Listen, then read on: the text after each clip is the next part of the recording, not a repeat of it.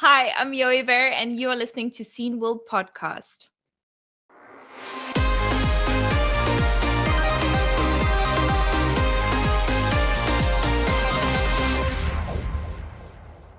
Welcome to the Scene World Podcast. Hello. This time in the intro with Martin Wisnowski and AKA me, NotePont, and aka of course, Jörg Dröge, AKA NAFCOM. Exactly. Yes. So in a minute, I will be talking to TheQueenG22. And before that, we have some news to discuss. And so one news item would be Sonic Superstars has been released, which is quite interesting because the last time a classical 2D Sonic was released was actually in 2017 with Sonic Mania. So it's nice to see another traditional Sonic game. And yeah, so it actually got some good reviews already and stuff. So with classic, you mean just like they tried to do a classic game, sort of remaking them and not mixing this up with Nintendo characters or something else? Exactly. Yes. I mean, recently they released, like new compilations of old Sonic games or enhancement, and this Sonic Superstars is actually like a classic game. It looks very done classic from when yeah. it comes to the gameplay, indeed. Yeah. Mm-hmm. Exactly. And yeah, so that's it so far. So something from Sony, no Sony, Yeah, from Sega again. I'm just seeing because developers also Sega announced on Steam, so it's might be not obvious on the first sight who actually made this. So it's not just like a franchise or something. I would assume if I look at this. Right. So it's really meant just like an in-house development or something. Yes. Yeah, that's true. Sonic Mania, for example, was done by an external group, and actually for Sonic Mania, Sega approached them and said like, "Hey, can you do it officially under Sega as a branding?" So you're right here. Yes, it looks like an in-house development. That's true. Yes. I mean, obviously, there were some negative reviews by some YouTubers, especially from Germany, saying that you often hit into obstacles and then lose all your rings and stuff. And the gameplay pace is not as fast as you would expect. But that's the thing with Sonic. I remember as a kid that there have always been enemies that if you have been too fast and you hit them, you are abruptly put to a stop, and I'm always like, oh my god, no. Yeah. And then you are hustling to get at least one ring back, so the next touch with the enemy won't kill you. I would say something the same. If I pull my memories, then wasn't it back in the days the same, or just what you said? You run into some obstacle, Yes, and then you need to build up all the speed again. I guess what made this game back in the days so unique and so fast was just like they were actually the first to try to distribute the level all over 100 screens, and and only your let's say jumping skills are connecting the level and not what you actually see, because it was really hard to see also. Exactly. Because we fast. Yeah. Exactly. And especially on the American or Japanese original release, at the European consoles actually was a bit slower because of the 50 hertz. Mm-hmm. So actually it's faster on the Japanese and American consoles. I mean, nowadays there are 1 million different tricks to give the sense of speed, just like persistence of view is called POV. Is this the naming of the parameter that you just like make the camera a little bit more wide angle and zoom, or exactly the other way around, for example, or doing crazy stuff with parallaxes and so on. So I think the palette, how to make this visual effect, it's much broader now. And we also learned from interviews with old developers from the 80s and 90s that back in the day they didn't care so much about the speed of the game. It was more like, okay, it doesn't crash. It's fun. It's good enough, you know. Completely different situation today, right? Yeah. Yeah. Today you'll really try to make the experience similar to similar in all regions, despite what many people don't know. Even nowadays in the modern technology, you still have, which HDMI, you still have the 50 and 60 hertz difference, by the way, even in modern digital era, which is interesting because, for example, when the C64 Mini was released and a lot of American YouTubers couldn't review the unit because in contrast to European TVs, which are 99% compatible with NTSC, most TVs in America can't handle the European PAL signal. So they only got a black screen when they connected the C64 Mini. Well, they're like, why doesn't this work? I experienced something similar because I learned when it was this when this Corona lockdown thingy was, many people were using this from Blackmagic Designs, the small Atom mini hardware, and then I also, if I connected my Spectrum ZX Next or C64 Mini, sometimes it worked, sometimes it did not work, and months later, I figured out by someone that the Atom Mini controller just pulls in the HDMI signal from the first device plugged in. Oh, so if you plug them in a different order, then it can be that it's not visible anymore. And because you think that HDMI is such a universal thing, you never think that there could be a difference on the protocol on the cable or what. There are actually differences. There are different revisions of HDMI of the signal. When the Mega Drive Mini, the one from AE Games. So I think they called it Flashback or something. I got the second version of the console, and the problem is my TV is from 2008. So it uses the first version of the HDMI protocol because it's a first generation TFT TV. But the console used a newer version, so I had no sound when I connected the console. So I had to buy a converter to convert the HDMI audio signal to analog audio, and then feed the analog audio back to the TV. So I actually could get sound on the console. That's quite a unique setup, I would say. I know, because I was like, I'm not going to buy a new TV just because of the console, you know. I mean, who would think that somebody makes a console, a retro re-release that isn't backwards compatible to older TFT? Older HDMI standards, I wanted to say. Yeah. I could imagine maybe lack of testing or something. Exactly, because I got a Chromecast with Google TV, which is actually 4K, you know, and even this one is backwards compatible to the early HDMI standard. So I have sound, you know.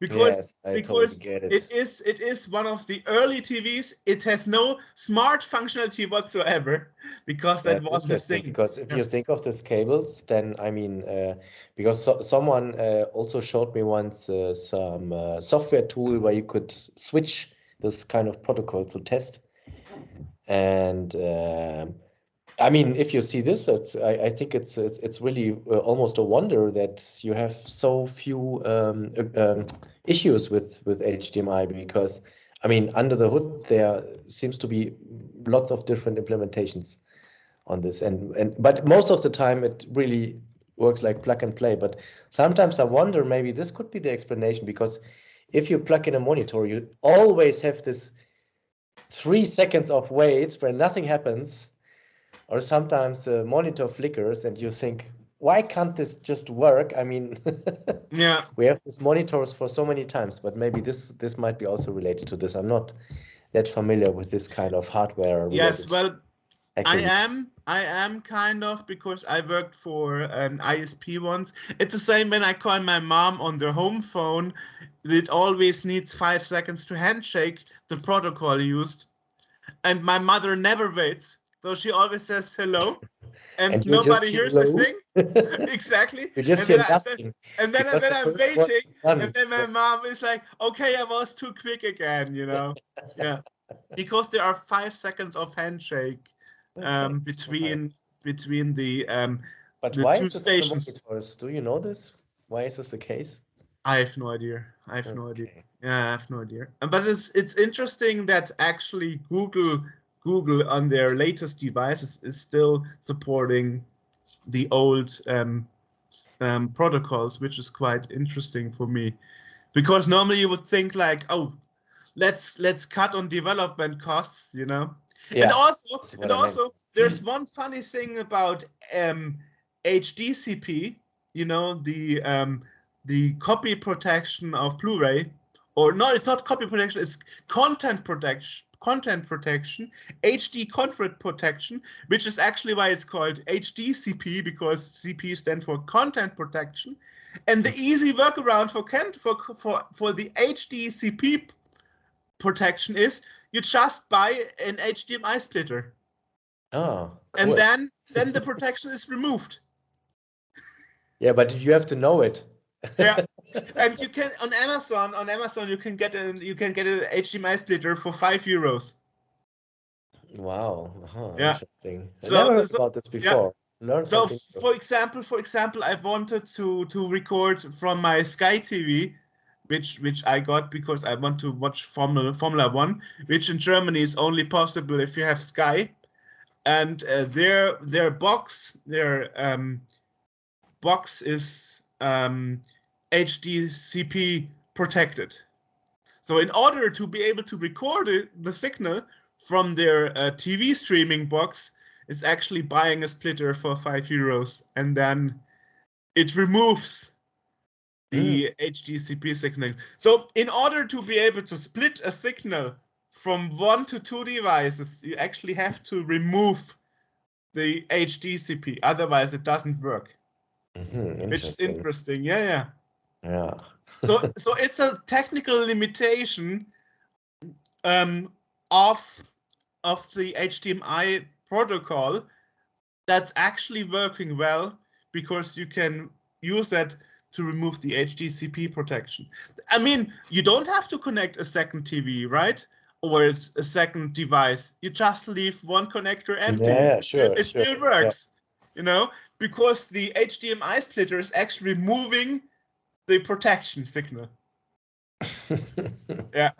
And it's totally legal, because this is how it works, you know. It's because in Germany it's actually illegal to remove copy protection. Yeah. But in this special case, it's actually legal, because you are not removing a copy protection. It's more just like you're working with the actual specification of the protocol itself, right? Yes, and the specification is, if you want to double the signal, which you have to do because otherwise it would be splitting, right, to 2 devices at once, you actually have to remove this. You actually have to remove the HDCP signal, otherwise it doesn't work.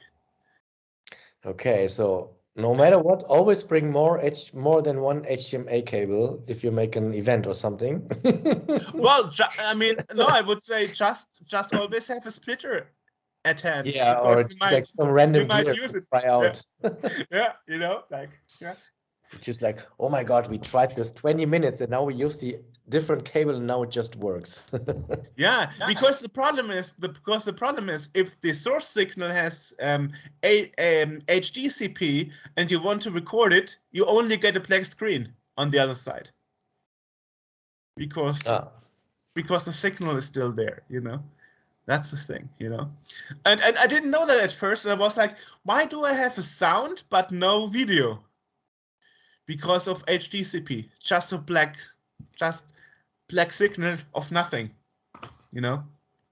And then I was Googling like, what's the workaround? And it was like, okay, buy a splitter.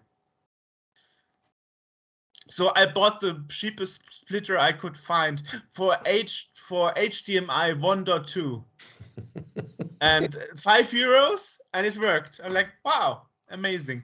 You know, that's it. You know. Anyway.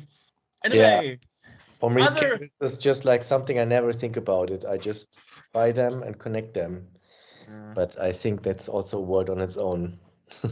Well, you know, the thing is, since I have such old TVs and old devices, I always try to make new stuff work with old stuff.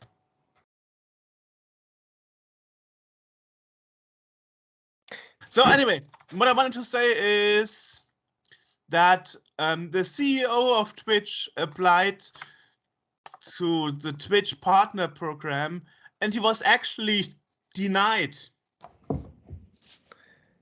Yeah. Oh, okay. Yeah. You know, so Daniel Clancy received a message from the Twitch partner program that that his viewership of his live streams is not consistent enough, and he should aim to have at least constantly an average of 75 viewers per stream. And obviously he has less. So he actually made a tweet on Twitter, or as you call it, post on X, saying, for anyone that got denied by the partner program from Switch, don't feel so bad. Just got my partner application denied. Yeah. So this is not X, right? So when they even ban the CEOs. Yeah, well, not banning, but yeah, it was not like, banning, but not applying. Sure. Yeah. Anyway, it kind of proves that that they don't judge on fame of a person, but on raw numbers. It's all automated. or that could also be, yeah. It's all automated, and nobody cares about who is actually applying. Yeah.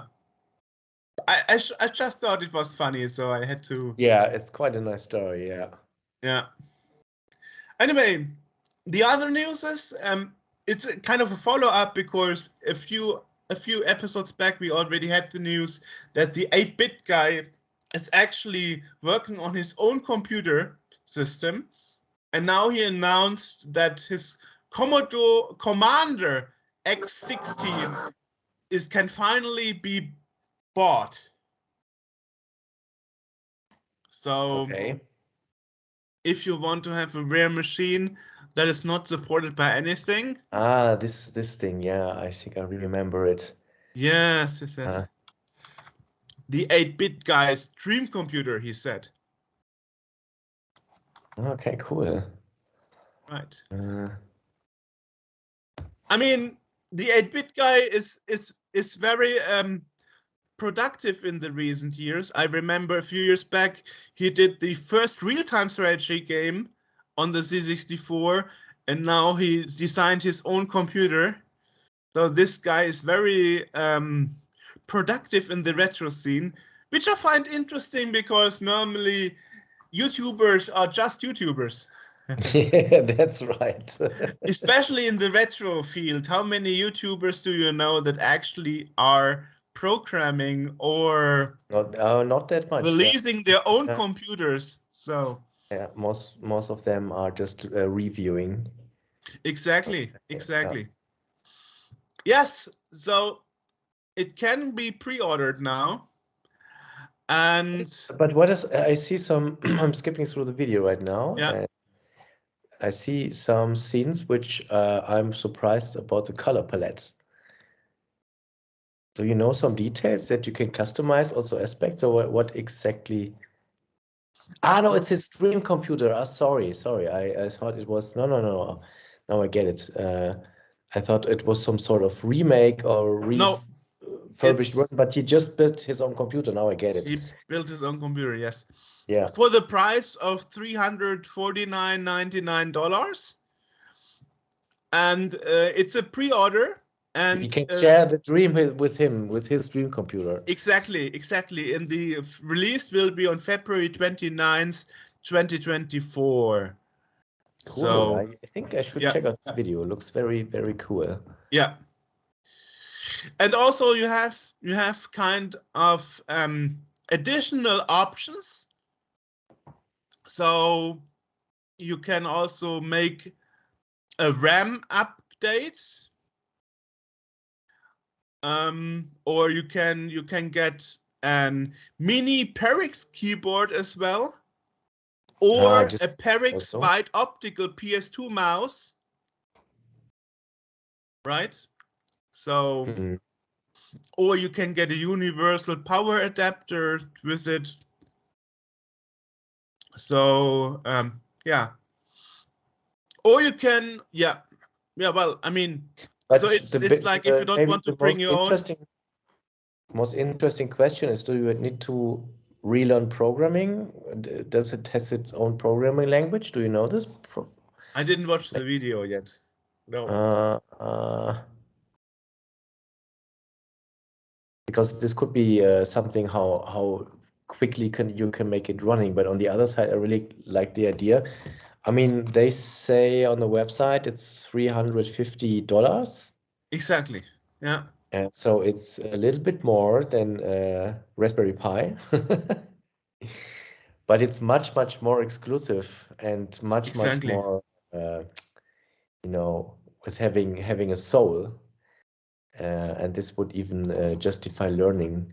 I think if you are able with assembler, this should run anyway. But my question would be more just like, how actually much work would it be to make this up and running?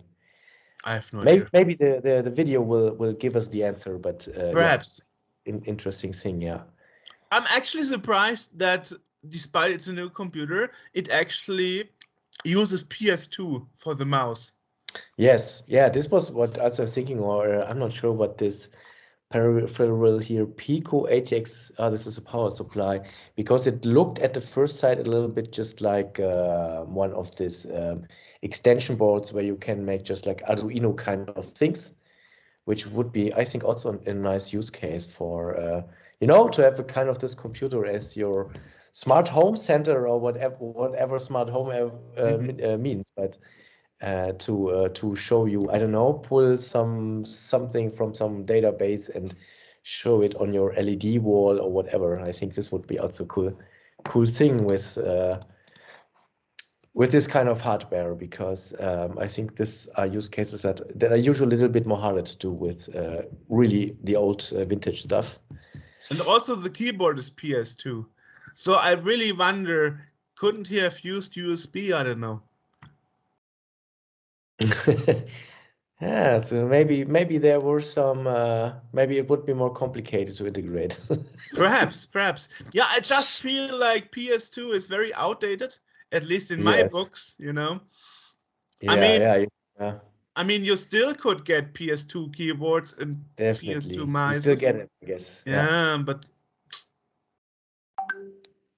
I mean, on the other hand, $12 for a PS2 mouse is not too bad. It's not too bad. It's quite affordable, It's quite affordable. Do you know how many things of them are produced?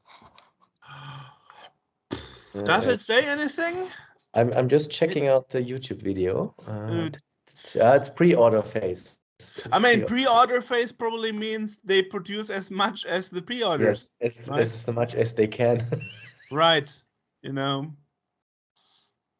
Okay, so I will definitely bookmark this for later, I would say. Yeah. Oh, and there's also one thing. Only one pre-order allowed in the cart at a time. So this means no scalpers. We are sorry. You cannot go in and buy out the complete cupboard. Yeah, I mean And then that's sell them on eBay. I mean that is actually what a lot of people are doing. Remember PlayStation 5, where some people bought like 5 or 10 units, and then Yeah, but this was not exactly crowdfunding, right? But sometimes I think that even at crowdfunding projects, you should directly chip in 10 because they could eventually get more worth 10 years later. But I don't know. I never did. I'm not the kind of people who does this kind of stuff. It's interesting. A while back, we had an interview with Limited Run Games, and they actually told us they have tools to detect scalper offers on eBay and stuff and shut them down. Oh yeah. Yeah. So it's actually that that companies like Limited Run Games and even Sony, they fight against scalpers. So it's a big issue for them because it's causing reputation issues for Dutch companies, you know? Yeah, sure. And this could also ruin the market a little bit because if you have too many of these fake sales and then everyone was thinking they make some money of it, and then you have, the complete market ruined because people sell it then for $5. I mean, it's not really fake sales because you are getting the product, but you are Yes. paying way too much. Yes. Yeah. This is a thing. Yeah. Yeah, and even even in certain countries like in Germany, it's forbidden to do this. So, here in Really? Germany, we have something called Wucherparagraph. Aha. Yeah. Which means I have to research this. which means you can actually be fined for selling something too expensive than it's over its original value. Yes, this is the Wucher. I see it here. Yeah, okay. This I did knew. This I did knew, but I think this is something else than doing bulk purchases for potential future sales. Yeah, but it's just like selling. I don't know, a glass of beer for. Wait a minute. For 1,000 euros. Wait a minute. There are restaurants that are actually selling stuff like that. Yeah, it For all the rich depends on people. the value. Yeah, exactly. Yeah. All right. Yeah, and the last news item I have for today is actually that I saw that a month ago, the German television actually produced a two-parted documentation about the fall and rise of Cyberpunk 2077 game. Part 1 is about the original game and its demise due to bugs and horrible release. And then there's a follow-up on their media take about the DLC Phantom Liberty. Yeah, very nice. I think one of the things I also already watched.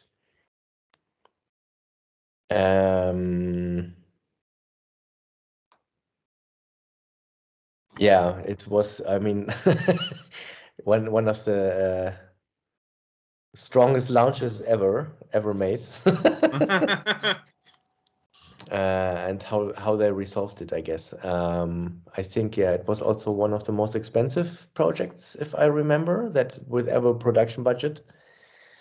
Yeah, and then to release something like this, I don't know. I think it's totally interesting to watch because I'm not sure how much pressure they put on the people. I mean, a lot. Through all the complete company. There's even a word for that. It's called crunch time. Yeah, but crunch time, I mean this in a little bit a different way. Crunch time is this typical, oh, we have a release date. Please make everything up so that we can release it. And this is for sure. And then you make dirty hacks and everything. But I mean it, or if you have such a big budget, a production budget, then eventually everyone is feeling this pressure. Just like also, it has to be a good game, That's what indie developers usually put on their shoulders, just like I'm the only one working on this. It has to be the best game ever because it's made by me, and this can really stand in your way. And yeah, I'm sure if they also talk about this kind of aspects, I would be interested in that one. Not sure if they really talk about it. I don't know. I didn't finish watching it yet. Yeah. I mean, one thing about CD Projekt Red is here that they're also into another shitstorm already, because when they released Phantom Liberty DLC, they actually raised the system requirements of the base game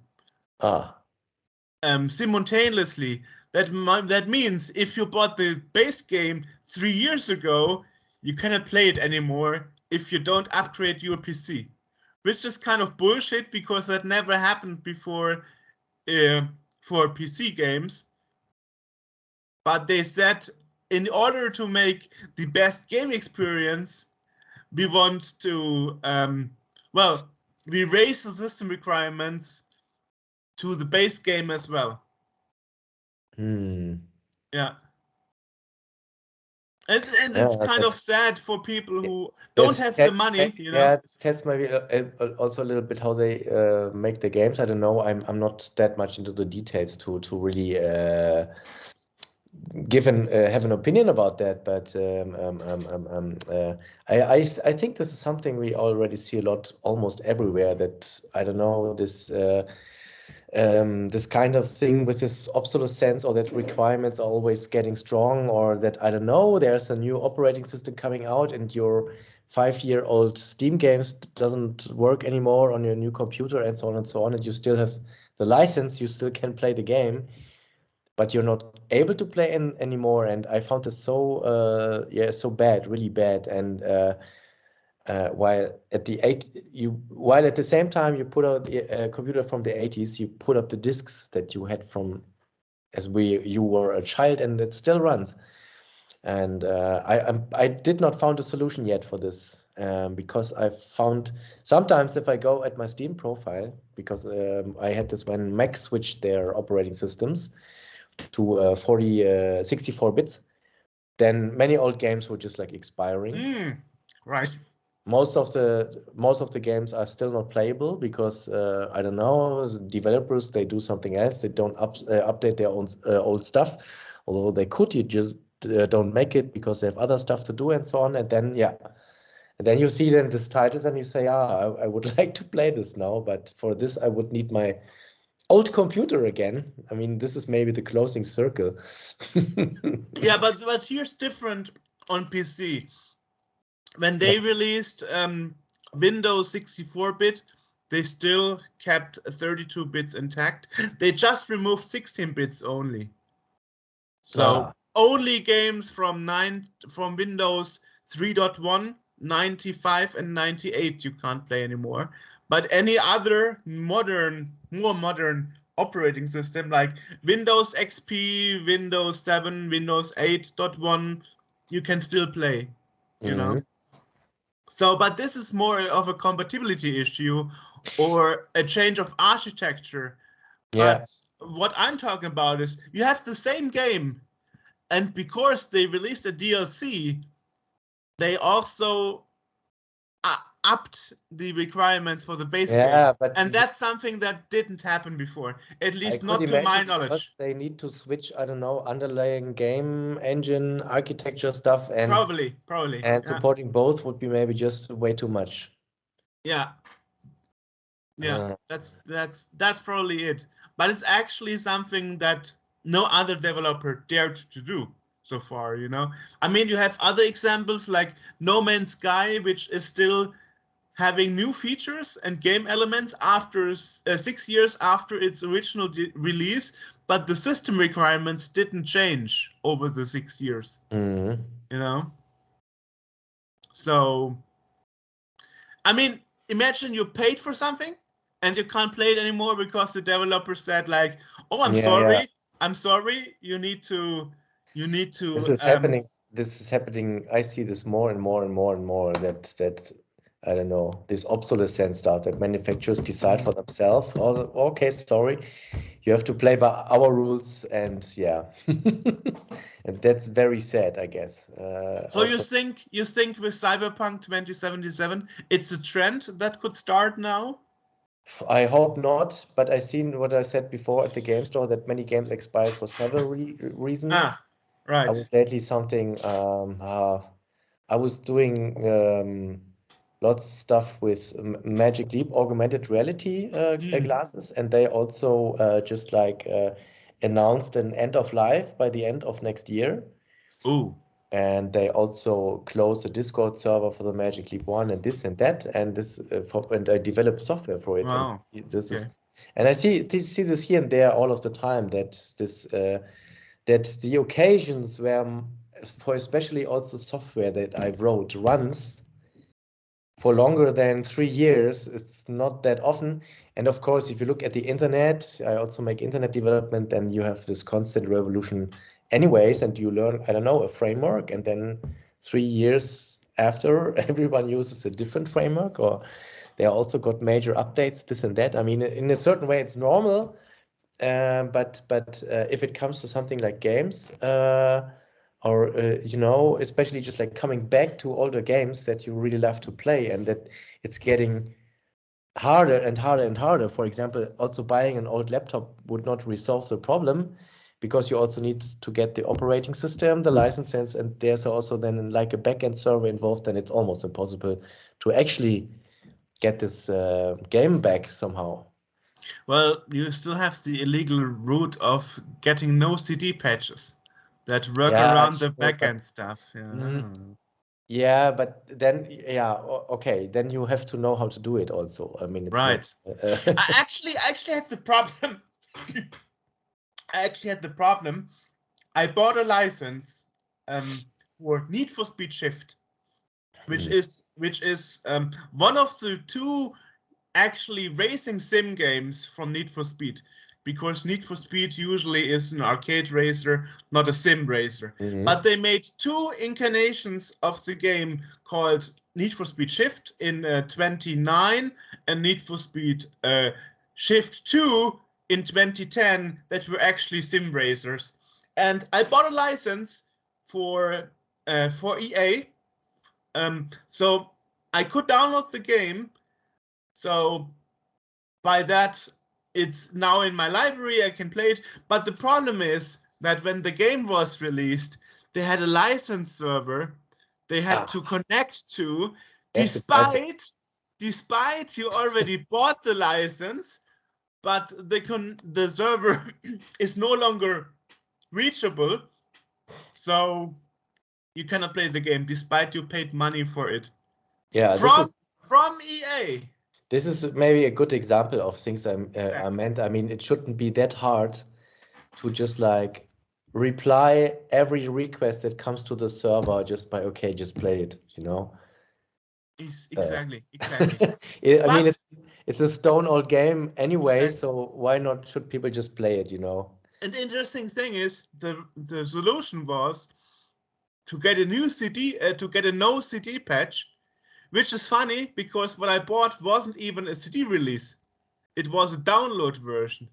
But the no CD patch also includes a workaround for the server requirement for the registration.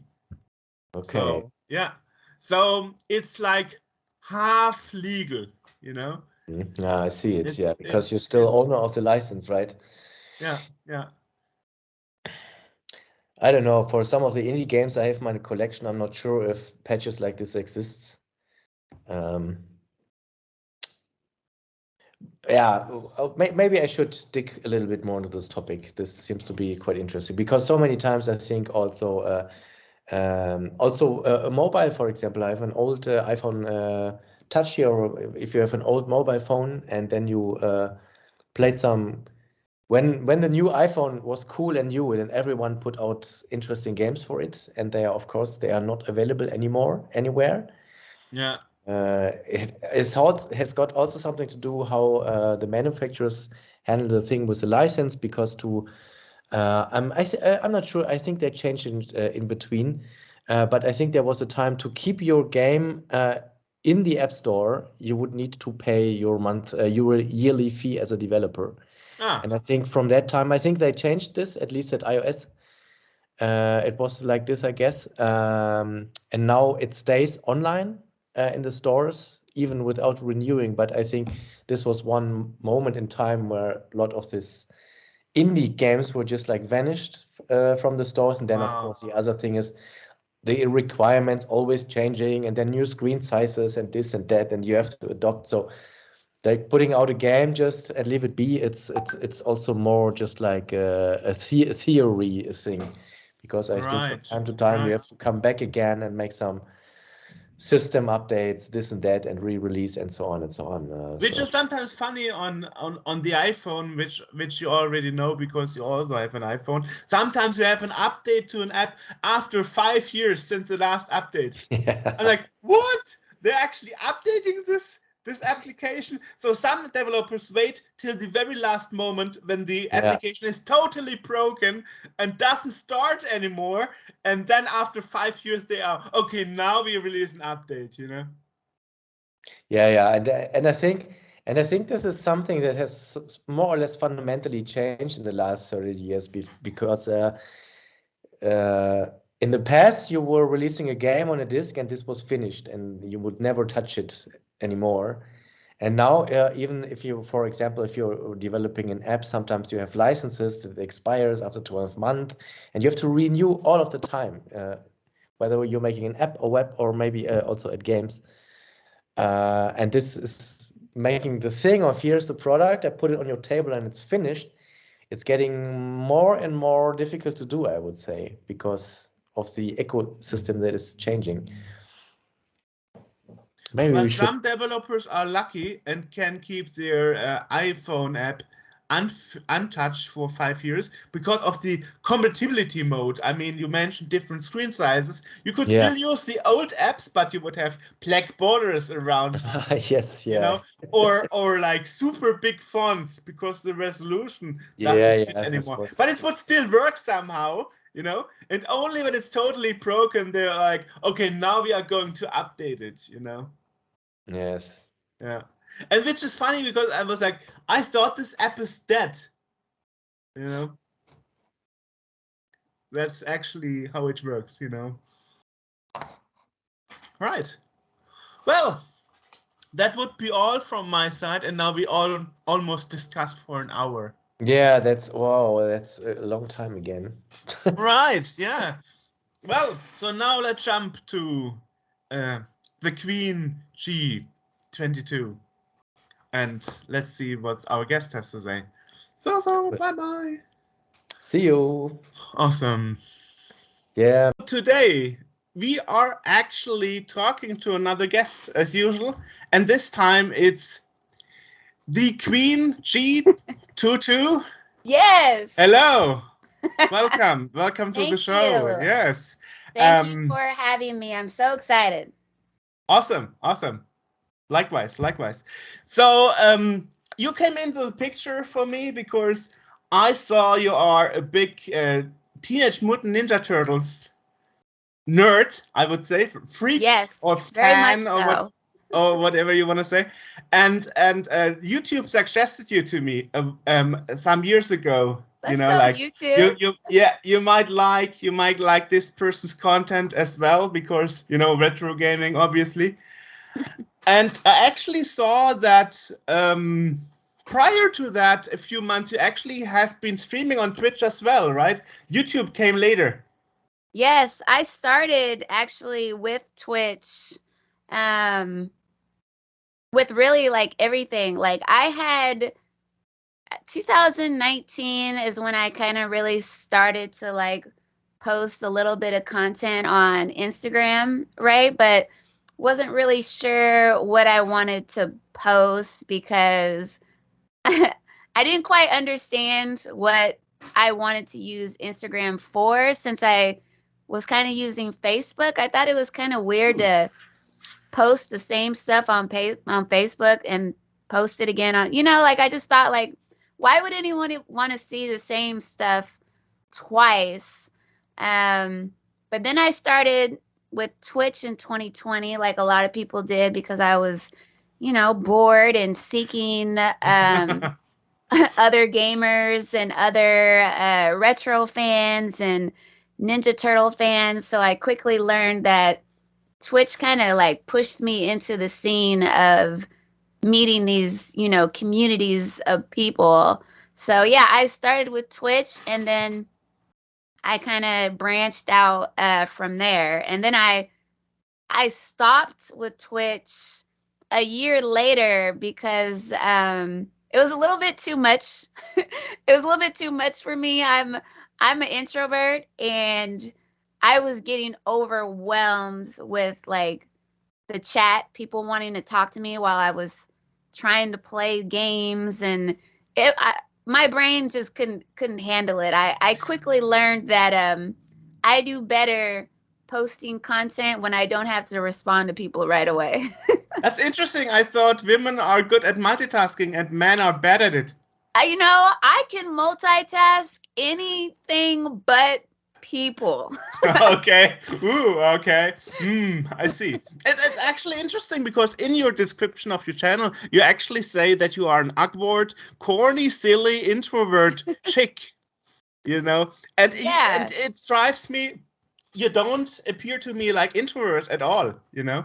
I don't. I get that a lot. It's confusing to me, but then again, I guess it's not, because when I'm in, you know, my space where I feel the most comfortable, I can come off extrovert, right? But I promise you, like if I do an Instagram live, or when I was on Twitch, when I got off of that, I was completely mentally exhausted. Like it is a lot, but if you catch me outside of, you know, my game room and around my space of Ninja Turtles, I'm really quiet. Like Okay, interesting. Yeah. yeah. Well, I always, when people ask me, I always prefer to say I'm somewhere in the middle between introvert and extrovert. Yeah. So yeah. But you know, also I think I do better on these type of platforms because I already know the conversation is going to be something of interest to me, you know? So I think I'm already in a better energy, you know, space where if I just go out in public, you know, what are we going to talk about? Like the weather, you know? Can be interesting at times, you know? It can, but not for like an hour, right? Right. Yeah, you know. Well, I mean, the thing is that the reason why you ask those Q&As? You have this Q&A list you send to potential podcasts, like to see if it's anything. What are we gonna do? I did a podcast where early, right? This was before I was just like, yeah, let's do a podcast. This is cool. I did a podcast with this, you know, small little company, and they didn't know anything about me, right? I guess I just came on their Instagram, and, you know, they thought I was cute, and they were like, come on and do this podcast. We didn't talk about anything of interest for me. So it was a really hard interview for me to do, right? Because they didn't know anything about me. They were asking questions that I thought, you know, I mean, at least know that I'm into Ninja Turtles and gaming, you know, at least know that. They didn't know that. So it was really awkward. And then I did another podcast where the gentleman, we were live, and I didn't know we were going to be live. I didn't know. And a lot of the questions that were coming into the show were I felt like inappropriate, right? So I didn't feel comfortable doing that. And that's when I learned, you know what? I should probably have a better idea of what I'm getting myself into before I say yes. Right. Well, I mean, it also depends. I mean, every guest is different also. You have guests who talk a lot, and then you have guests where you have to pull every answer out of their nose because they are barely saying anything, and I'm like, well, we have to talk a bit about yourself, you know. I mean, I'm not interviewing myself here, you know. So it's really really strange sometimes. Yeah. Yeah, no, you're gonna have to tell me to shut up. Like, stop, It's stop totally talking. fun. It's totally But you fun. know, Totally. like Yeah. those after I did those podcasts, I went to their YouTube channels and looked at their previous shows. And had I seen their previous shows, I wouldn't have agreed to do it because I was already seeing the stuff, you know, like on their shows. And, you know, but this is how you learn, right? This is how you figure things out. And now every show that I agree to, I do some background research as well, right? So that's fair. Hopefully And you liked what you saw when you did your I podcast loved research. it. You know, Okay. I absolutely That's good to loved know. it. Yeah. I already knew we were gonna have a fun chat after, you know, I watched a few of your stuff. So I was like, this is gonna be great. Thank you. That's very nice. Well, I mean, if you saw some of our stuff, then you also know that one of our questions also, how did you get involved into computers, tech, and video games? Absolutely. So my interest really just started straight with console gaming. That's how it started. The Nintendo Entertainment System was my first love because that's the one that I was introduced to. Later down the line, as I got older, like way older, like much further, I started developing an interest in the history of gaming and how we got to this point.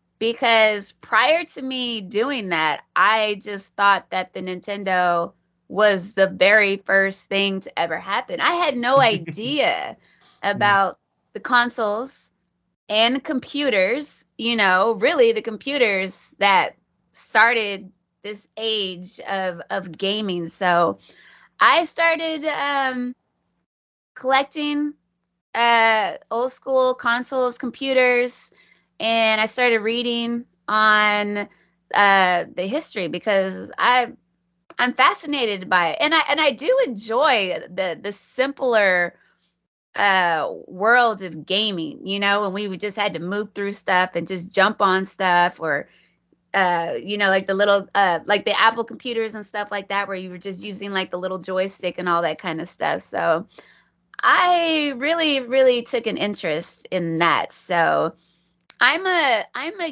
gamer, but I think I'm more of like a retro gamer. That's what I'm most passionate about. Which is interesting because you say NES was your first thing, right? But you look too young to be to have started with the NES. Actually, I mean, I do. I look amazing. But I just turned 41 in August. Yeah. Wow. I was born in 82, so same age. Wow. Yeah. Shut up. Yes, definitely. No, you look amazing. What are you talking about? I Really? look way younger when I shave, actually. Yeah. I bet. Yeah.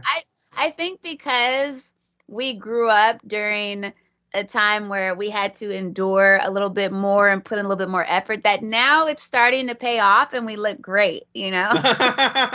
Well, actually, my personal ID actually says skin color pale, so I didn't get the very healthy skin color, unfortunately. Well, from here you look great. I mean, but also I was thinking it could be a little bit of the lighting too.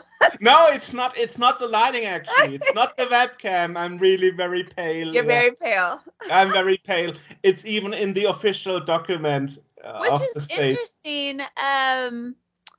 I've only been to Germany one time, and Okay. I thought I got quite a bit of sun. I did a lot of bike riding, and yeah, I enjoyed it. So, do you just spend a lot of time inside? Are you a vampire?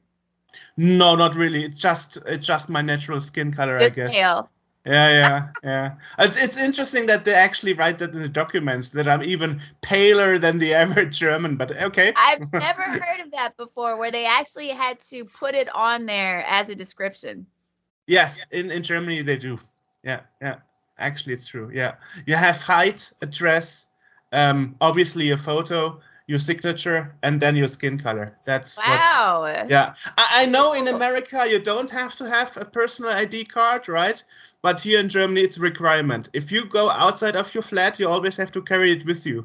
Oh, really? Well, Yeah. I think, because we basically just use our driver's license as ID, but for those that aren't driving, they have to have some kind of ID, or at least they should. Yeah. Yeah, actually, that's the way it is. Yeah, so interesting. So you are actually the same age as me. That's what I learned today. Yes, awesome. That is what I learned today too. We are we're some pretty awesome 80s babies. That's true. And I mean, even the NES was pretty late for us, because the Super Nintendo was already around the corner, so to speak, Right. Yeah. I think when people ask me about like my favorite retro gaming or retro games, I do tend to lean towards Super Nintendo games, because I mean the Nintendo and the Super Nintendo, there was a drastic change in everything, as far as the graphics and all that kind of stuff. But I always give kudos to the Nintendo, because that was my first console and that was the one that I grew up with. But when I think about like my favorite games, they're all Super Nintendo games. And I bet most of them are turtle games. And you said turtle? Yes. Yeah. Right. Yeah. Yes. In fact, I think my only favorite Nintendo game was Teenage Mutant Ninja Turtles 2, the arcade game. And then the other ones were Tournament Fighter and Turtles in Time, which is my absolute favorite game, which are Super Nintendo games. But yeah, and the original Nintendo game was just the Turtles. It was just too hard, so it wasn't really a favorite of mine. But if I'm not mistaken, Turtles in Time was originally an arcade game as well. It was. Yes. Yeah. And I mean, I looked around recently. It's too expensive. I would love to get it for my arcade, but the PCBs are too expensive. It's unaffordable. How much? I think 1,000 euros or something, what I saw.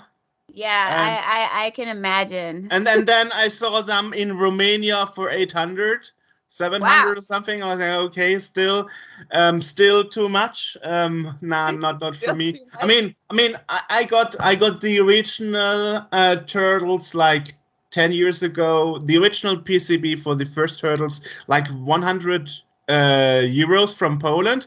That was pretty affordable.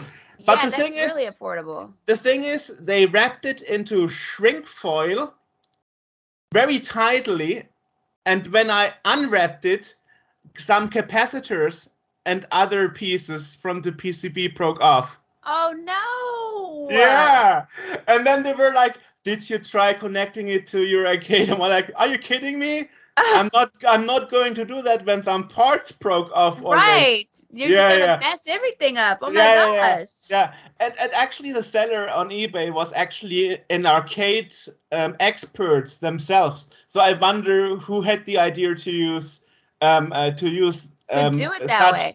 Yeah, to wrap it like that.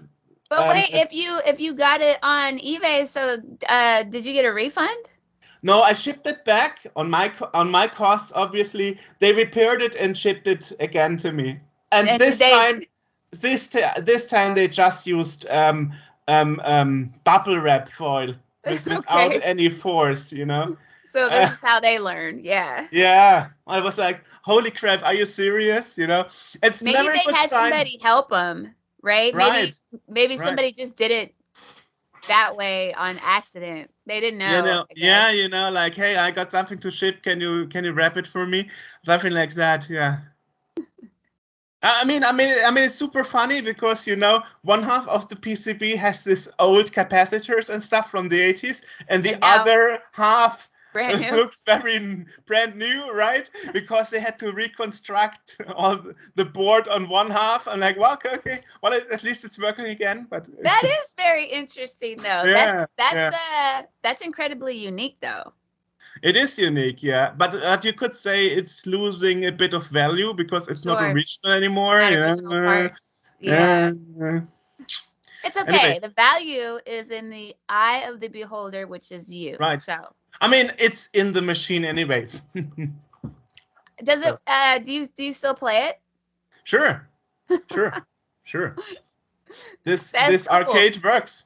That's awesome. I mean, there was a choice between having a couch or an arcade machine, and I decided for the arcade machine. You know. Yeah, I would do the same thing too. Yeah, exactly. What do you need a couch for? Exactly. I have an armchair. That's good enough, you know. That's way cool. Awesome. But we are here to talk about you, actually, not about me. We were just having a fun conversation. That's true about turtles and shrink wrap foil and stuff. Yeah, well, that's just me. Anyway, so you actually said earlier you stopped doing Twitch, right? I did. Yeah, I wasn't on Twitch very long. I did like my 1-year anniversary, and then I was like, I'm not coming back. Perhaps you should practice the multitasking, you know?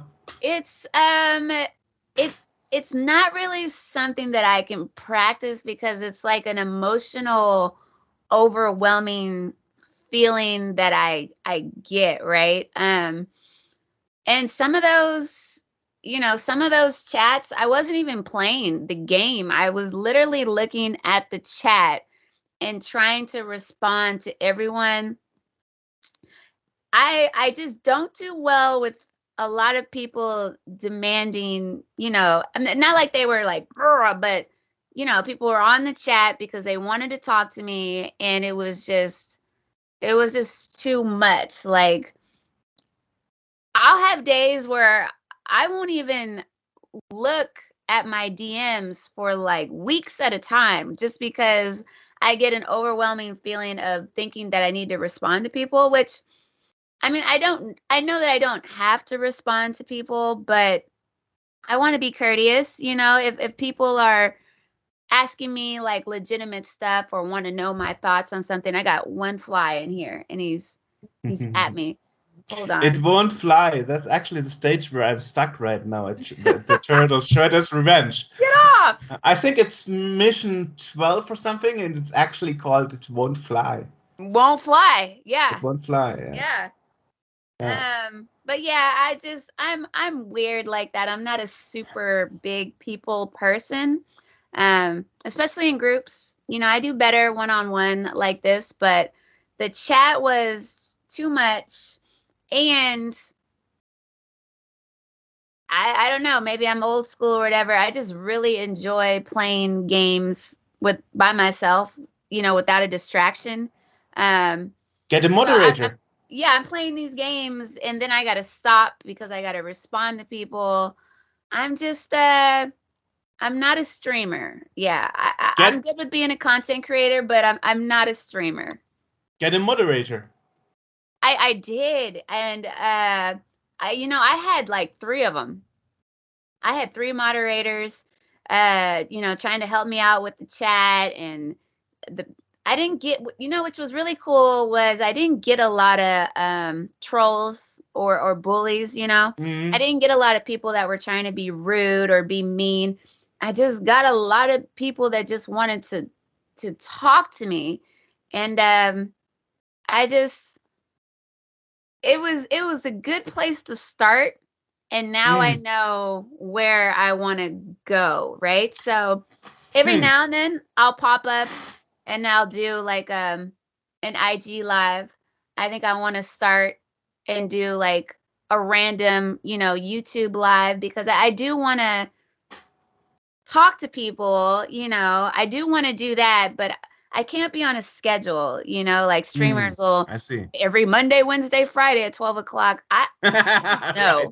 Right. I don't know what mood I'm gonna be in tomorrow. So Are you that changing, ever changing? my emotional energy, I think, is ever changing, right? When I feel like I want to be social, like, you know what? Tomorrow I am going to do an Instagram live. I am going to do it. And then tomorrow will come and I'll be like, you know what? I think I just want to play my game today and not talk to anyone. I don't know what that is. But I did learn through Twitch. Twitch really helped me learn that that's just my personality and that's just who I am. And it's okay for me to be like that. If I don't want to be social, I don't have to be social. And I think I was like putting demands on myself, like, okay, you need to talk to these people. That's never a good idea, yeah. But I thought actually about having a moderator on site. Yeah. You know? I mean, they help. They help so I mean sitting next to you actually in the live stream, so you would be feeling like talking to a friend rather than to the audience in the chat trying to talk to you. That was my idea. Yeah. When I had like my best friend, you know, here with me and we would talk, it helps out a lot with me, just, you know, just like feeling just relaxed. Exactly. Yeah. But I was still missing comments. I mean, the comments are going like this. Right. And then I get these messages, and they weren't trying to be mean, but they were just like, oh man, you didn't respond to my comment. And, you know, I don't want anyone to feel like I'm purposely ignoring them. I would just say, you know, reading is hard and I'm not good at it. I don't know. Okay. Interesting. Yeah, I mean, hard to say. Hard to say. I mean, if you're not a streamer type, don't force yourself, you know. Don't force That's also it. true. Yeah, right. The only reason, because I didn't know what I wanted to do, it started because a friend of mine hit me on Instagram, and because I had just posted on somebody's comment that I had never beaten the original Ninja Turtle game, that I'd never beaten it. And I wasn't really big on YouTube. I could go on YouTube, I know that, and watch it. But at that time I didn't. So I posted it and my friend hit me and said, he's a Twitch streamer. And he said, I'm going to play the Ninja Turtle game today on Twitch and I'm going to beat it if you want to come through and see it. So I was like, heck yeah, I do. So I go on his thing, right? I sit there. And there was probably like he'd been streaming for like a really long time. Now he doesn't stream so much to entertain people. He just streams to play games. And if you want to come through and kick it, you can come through and kick it. So there was 2 people in the chat, right? It was me and somebody else. And I'm watching him play the game. I'm talking to him.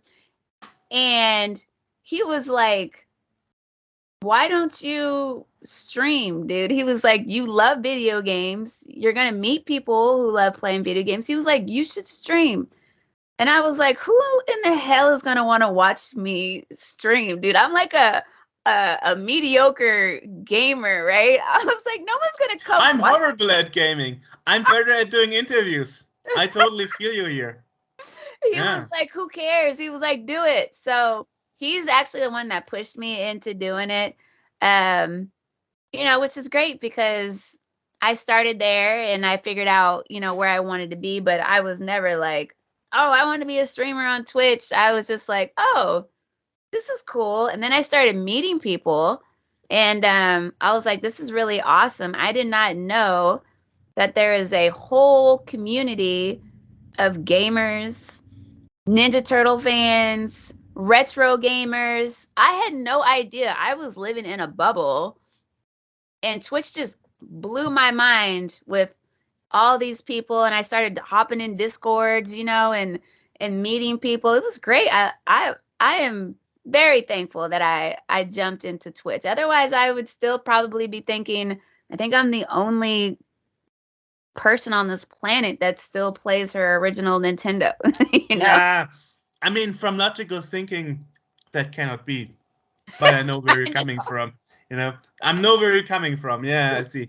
I mean, this is actually how I felt when I discovered in '98 that there's actually a retro community Right? around the Commodore 64, and this is how I stepped into it. And then it was like more and more people, and then I started doing Scene World, and then I spoke to people from abroad, and then yeah, you know, this whole thing. So I totally There's so get many. you here. Yeah. You know what? That's something that I'm still looking forward to is a Commodore 64 complete in box. I want to add that to my collection.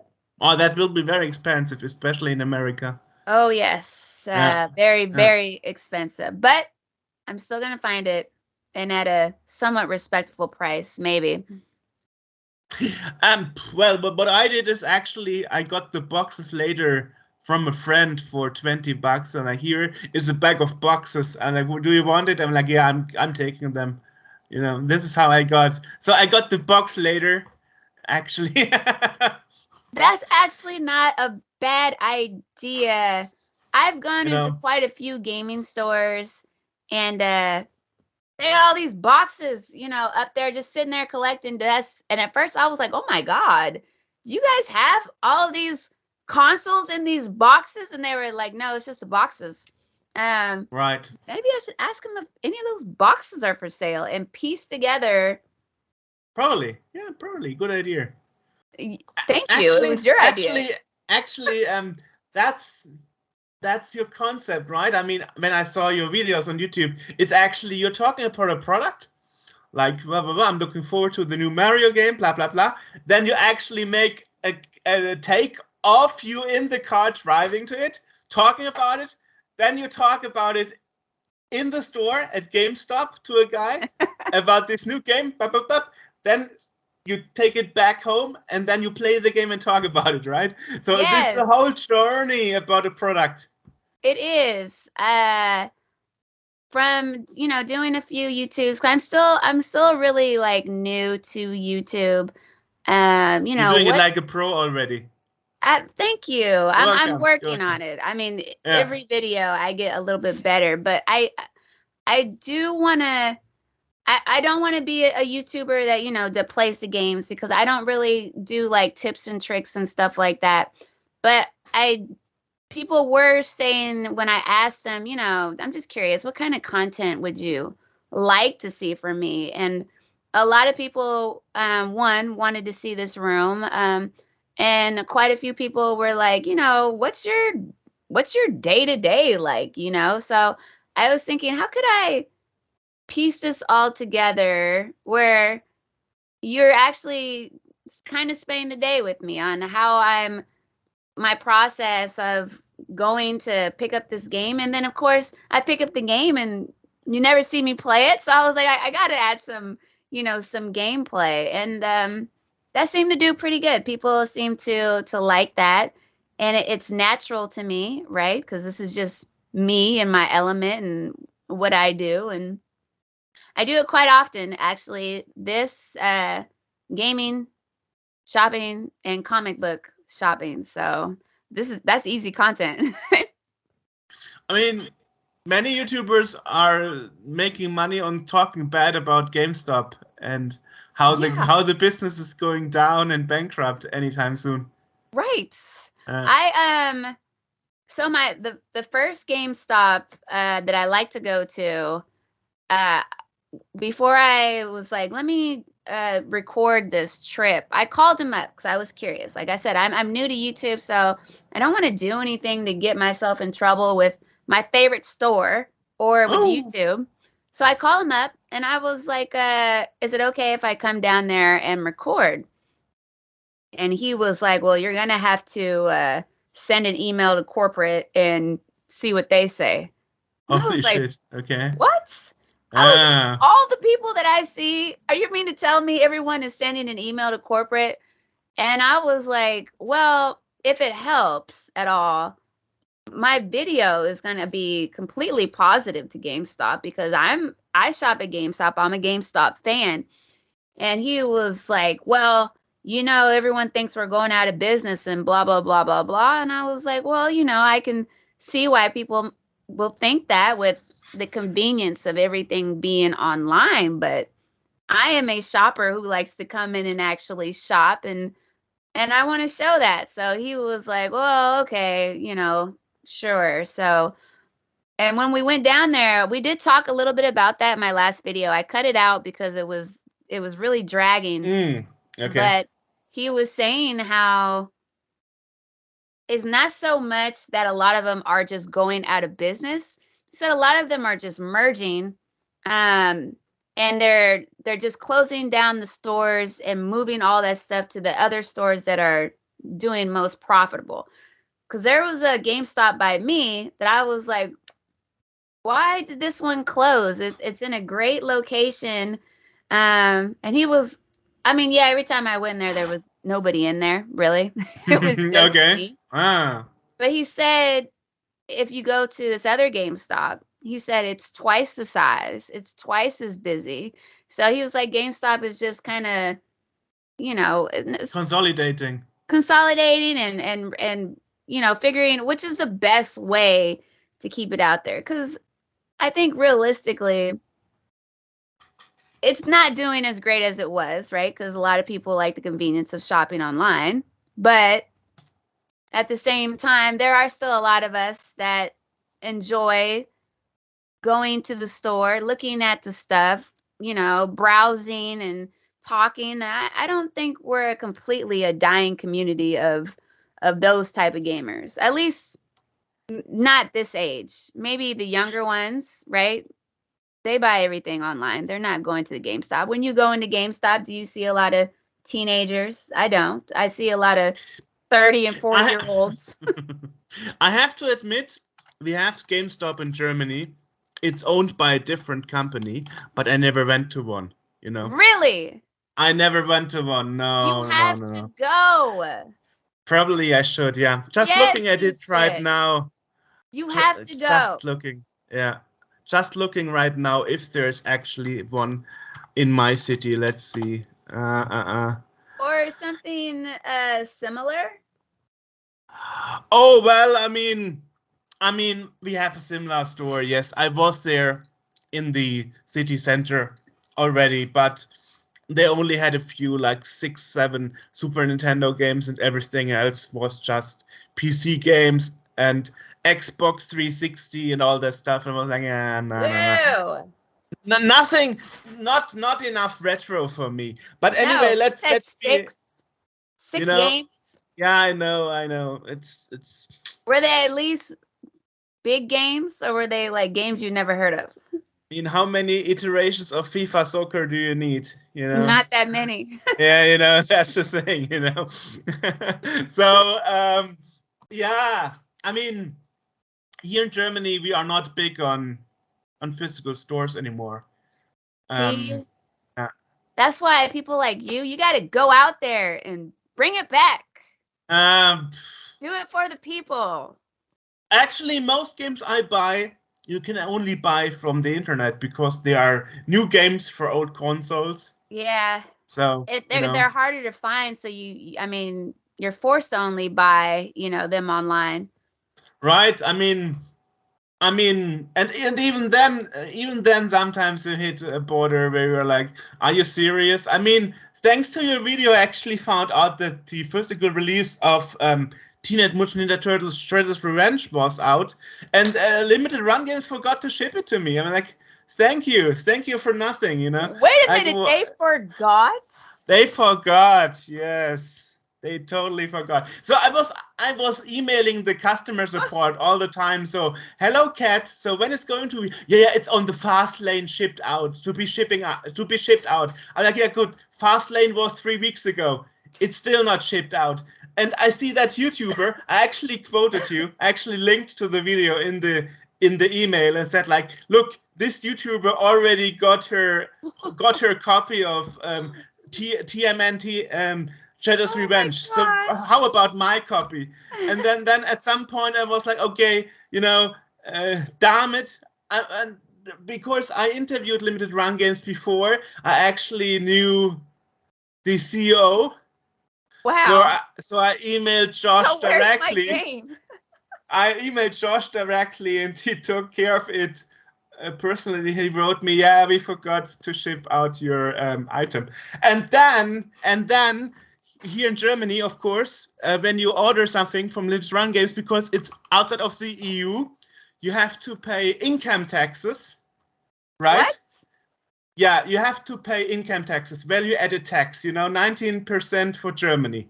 So that's on top because it's outside of the EU, And here's the thing: is this year they changed their stocking system to a new system, new job system and stuff, new processing of orders, and they forgot to mark on the dress label that I already paid for the VAT. Oh my So gosh. when So the they tried to charge postman you came, again? yes, when the postman came, I had to pay the second time, and this is the invoice I got from the postman. And they are like on your door and requesting the money in cash, or else the parcel is returned to sender. I'm like, did you contact Josh? no, I actually continued my support ticket with them, and they refunded me yesterday. But I was like, during the interview, I was talking about how great this thing works when you order from the EU, that the value-added tax and the income tax for us in Germany is always being taken care of, and it's working flawlessly and everything. And then with this release, everything messed up, and yeah. But it did get taken care of. It just had a little hiccup. I know. But I know. okay, see, you have a personal connection. Actually, sorry to interrupting you. Actually, I was feeling a bit sorry to go around support, because I was like, I emailed them for weeks already, and there was no point of going further. And there was like, okay, I'm emailing the CEO directly now because I'm on a dead end. So I was actually feeling bad about it. No, you weren't getting any support from support. So yeah, so I wrote Josh. I'm sorry, this is the first time support cannot help me. So I'm emailing you directly. So okay, just real quick, I have a question. Sure. When I did that Shredder's Revenge video, and at that time I had no idea, right, how long it was possibly going to take, right? Because when I first ordered it, I did get an email and it said about 7 to 8 months, right, for me to get it, which is fine. Because I already knew. I mean, obviously I wanted it before then. Yeah, sure. And so people commented on my video and said there was a lot, that they're short-staffed, understaffed, that they have to wait until they reach their orders, because they're getting a lot of stuff from, outside vendors. They have to wait until they have everything. So, why is their process take so long? It's actually something that I talked about in the interview, and they actually answered like, yeah, well, as I said, getting all the stuff organized, suppliers and all that stuff. I don't know the exact answer anymore, but you are free to watch the interview. I want a direct answer. Which is actually funny, because one guy actually replied back to my comment under your video, like, so what's the reason? I'm like, yeah, guy, watch the interview, right? Yeah. Yeah. As long as they take care of it. But some people were making it sound like they were never receiving it. I mean, I can't imagine Limited Run allowing people not to ever get something that they paid for. Like, I don't know. You had to go to the CEO. If you hadn't gone to the CEO, do you think you would have got it? Probably if I went to social media and tagged them and making a shitstorm out of it, perhaps then I did. But one of the first lines I wrote to Josh is like, I don't want to cause a shitstorm. I don't want to go to social media. So I rather email you directly. Right. You Yeah. know? Just give me what I paid for. That's it. You know, and it's so weird because it's actually after the interview we had where I mentioned that they work so much better than all their competitors, you know, like Strictly Limited and all those others, you know.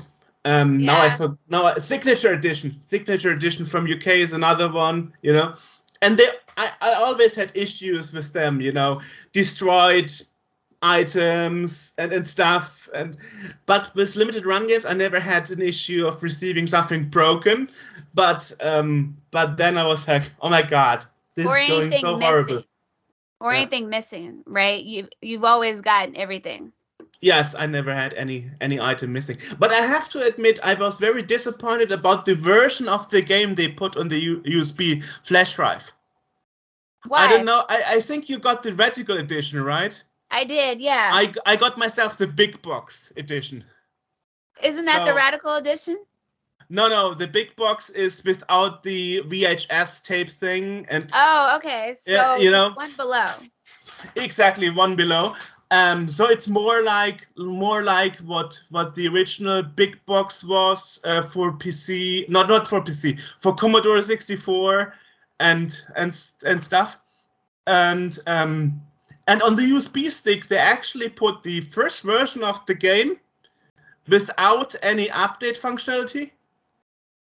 And without DRM, obviously, because it was no Switch version or whatever. Right, okay, sorry, yeah. no Steam version or whatever. But I was very surprised that it was so cut down to be the first version to be released, and no update functionality.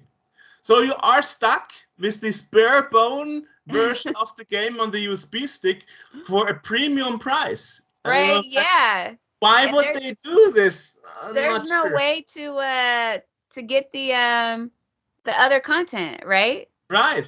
So that was very surprising. But that's sometimes a thing with limited run games. I had a similar case with the anthology of Monkey Island, where I was like, I didn't know okay, they had one for that. yeah, where I was like, okay, nobody did think this through, you know. Yeah. The thought process was not complete. No. Exactly. That's the problem sometimes, you know. Yeah, and that was also part of the interview where they said like, yeah, we sometimes we are stuck with what the publisher is giving to us, you know. Yeah, I get that. And if one of them is taking a while, or this is the only thing that they put out, then that's only what limited run can put out too, as well. So my original plan was to wait half the year, and then because they told me it would be a Steam key, right? Okay. I was like, okay, I wait half a year and then I put in the key in my Steam, and fine. But it turned out it was good that I didn't wait, because otherwise I would have been disappointed. Like, Yeah.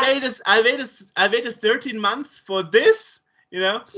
I mean, you know, I mean, it's nice, the packaging and all this extra stuff and bonus material is all great, but the game itself, which Right. is the most important thing of the whole product, is a bit bare bones.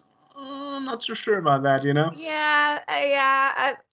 I was very surprised. I was like, a USB flash drive, then I put it in and like, oh, it's just a collection of files and an exe files, no setup whatsoever. And like, really? So they expect me to play it from the USB drive, and it was exactly like that. You double click it and then it plays. And then like, okay, where's the update functionality? There is none. I'm like, There okay, is nice. that, yeah. Wow. So you noticed this yourself, right? You checked it out yourself. Well, It was not just me. That was my first purchase, right? So Okay, your first purchase from limited run games. Woo! Okay. Yeah. So that's why I was like, I was not expecting to wait over a year for this. Oh, but okay. all of that stuff, right, in the Radical Edition was just like collector's thing for me. Like I wasn't any of some of those gamers that were like, they were waiting to get their stuff from limited run games just to play the game. You know, That was like, my original plan, as I said. Yeah. no, I had already downloaded it on Xbox, Nintendo. I had been playing the game.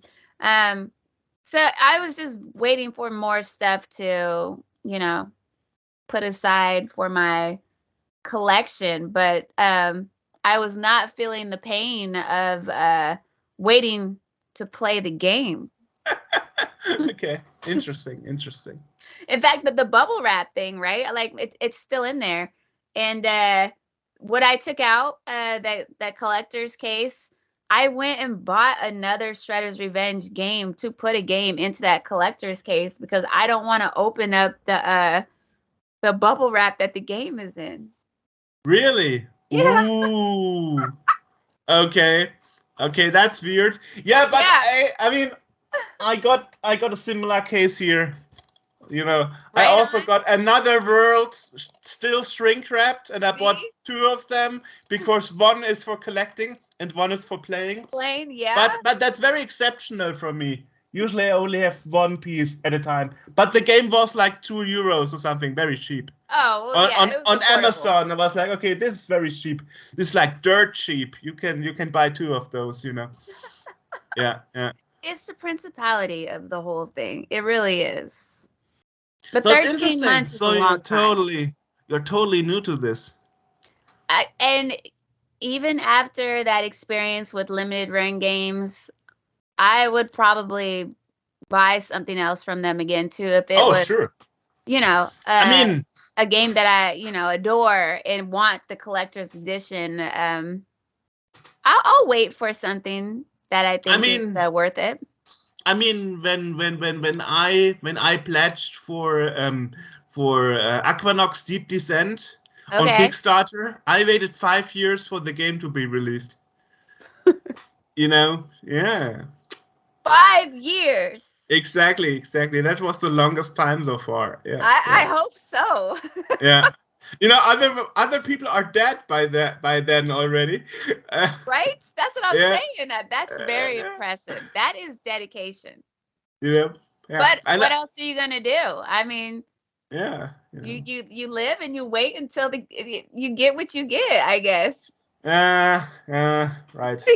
Yeah, I mean, compared to other people, I mean, I don't know, probably you saw it this year and last year. There were a lot of YouTubers in the retro community, a lot of them saying, I quit retro collecting, and here's why.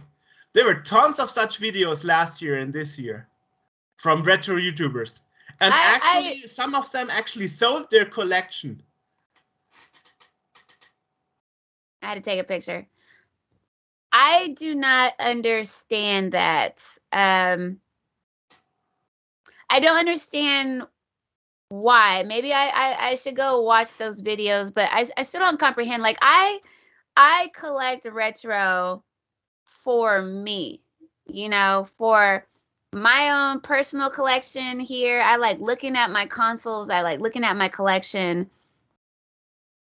I feel like if you're selling your collection, one, you are in a tight bind and you need the money.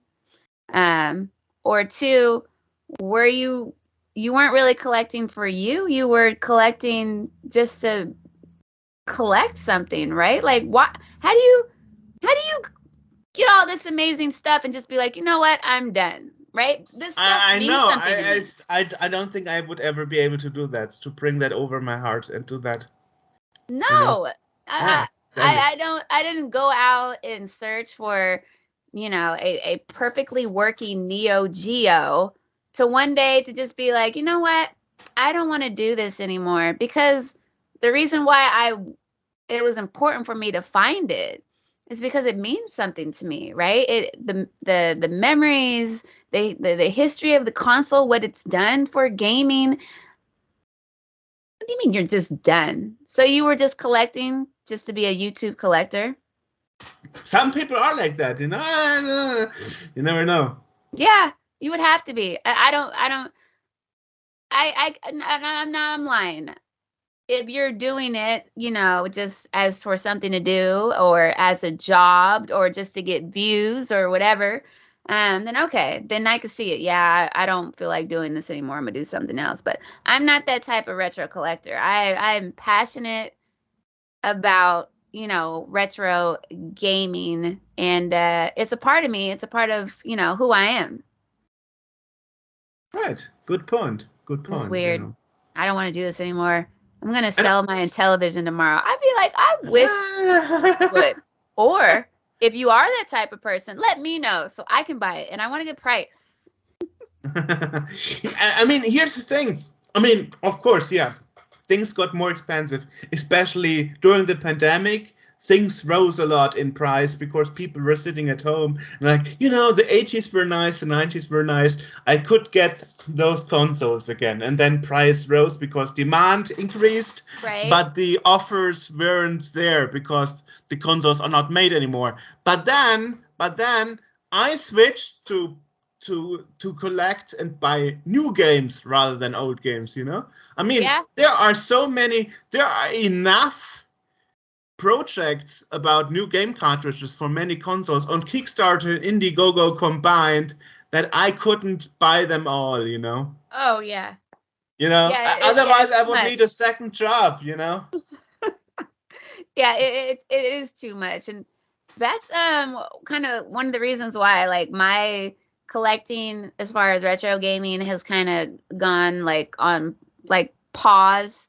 One is space. Like, I'm running out of space.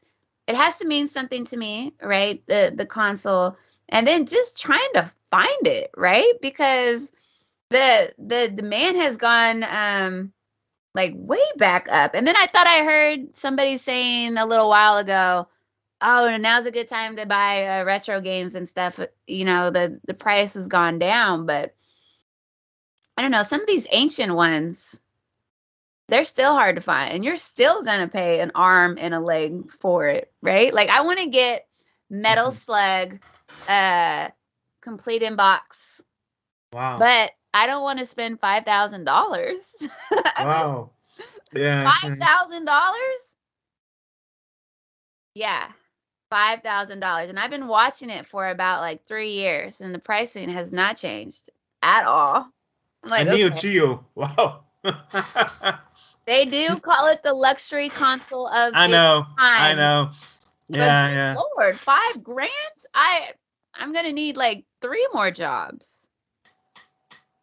Well, so I'm pretty lucky that for my Xeno Crisis, I only paid like 360 euros for the Neo Geo MBS cartridge. Yeah, So that is was a pretty good cheap. price. Let me hold on to that for you. Right. Yeah, it's interesting. So what are your plans ahead? Just YouTube? Which is interesting because on your homepage, you actually say you have 2 businesses. And I was wondering, what are Oh. those businesses about on your homepage? Yeah, so I own 2 construction companies. Oh, Right? Yeah, people are like, "What?" A concrete company. We do like bridges and buildings and stuff like that. And then I own a material supply company, which supplies materials that you need to build buildings and and freeways and stuff like that. So I own them. So, you know, most of my work is all administrative, so I can work from home. So I don't have to, you know, interesting. be out in the In the wild. yeah, you know, out there looking crazy with the hard hat and all that kind of stuff. So that's what pays, you know, my bills and what pays for all my collection, really. Interesting. But YouTube, I am like fairly new to this, and I'm starting to see the potential in income, right? But what do I want to do with it? I don't really want to, like, I'm not looking to quit my day job and become like a YouTuber. It's just kind of like a hobby. I like sharing about stuff.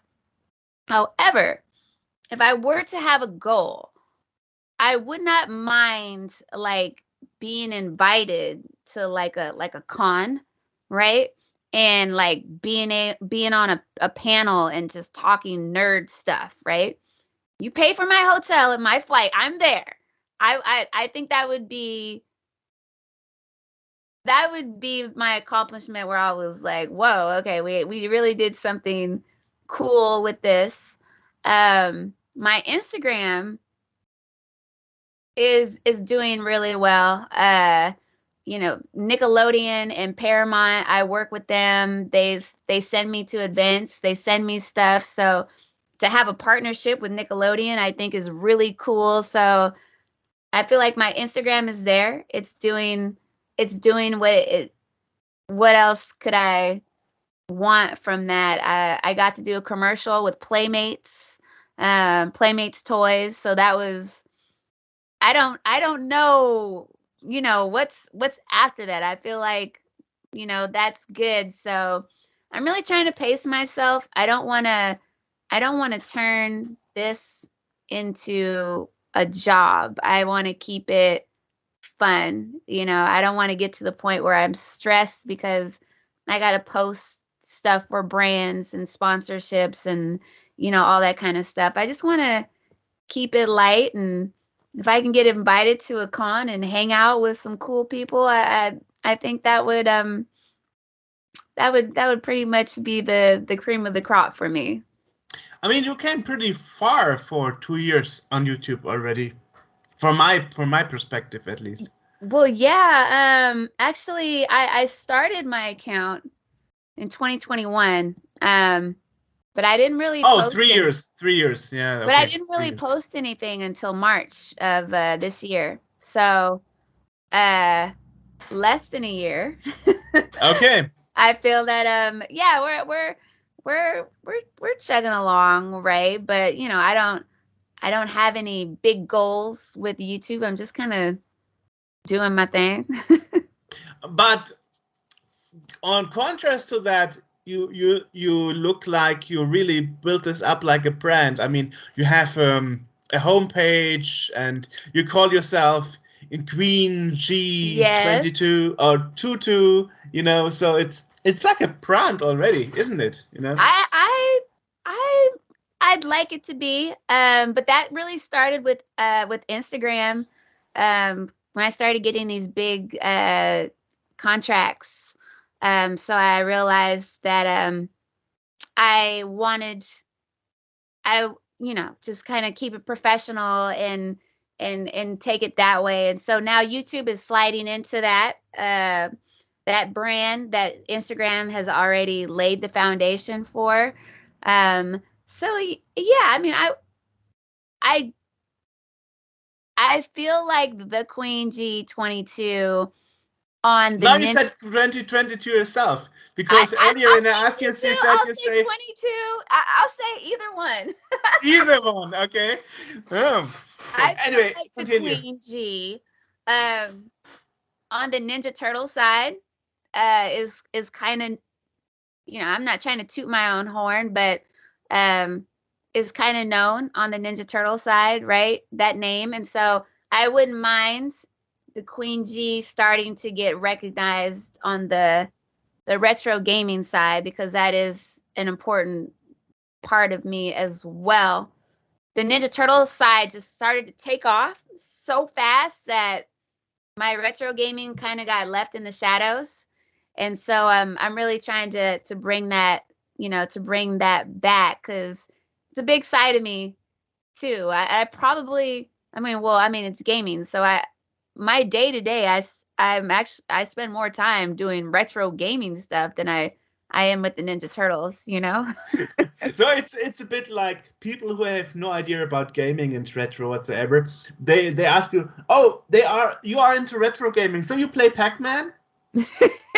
Like Pac-Man was the only game you would play if you're a retro gamer, you know? That's it. Yeah, like that's it. And I just recently did a post on Instagram the other day, because if you look at my profile, like it's flooded with Ninja Turtles stuff, right? As Exactly. it should be, because that's what really propelled my account.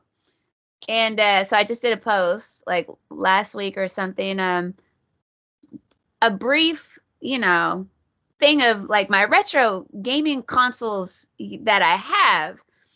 And I just thought it was funny that people were, one, blown away that I have these things. I've had these things almost as long as some of my Ninja Turtles.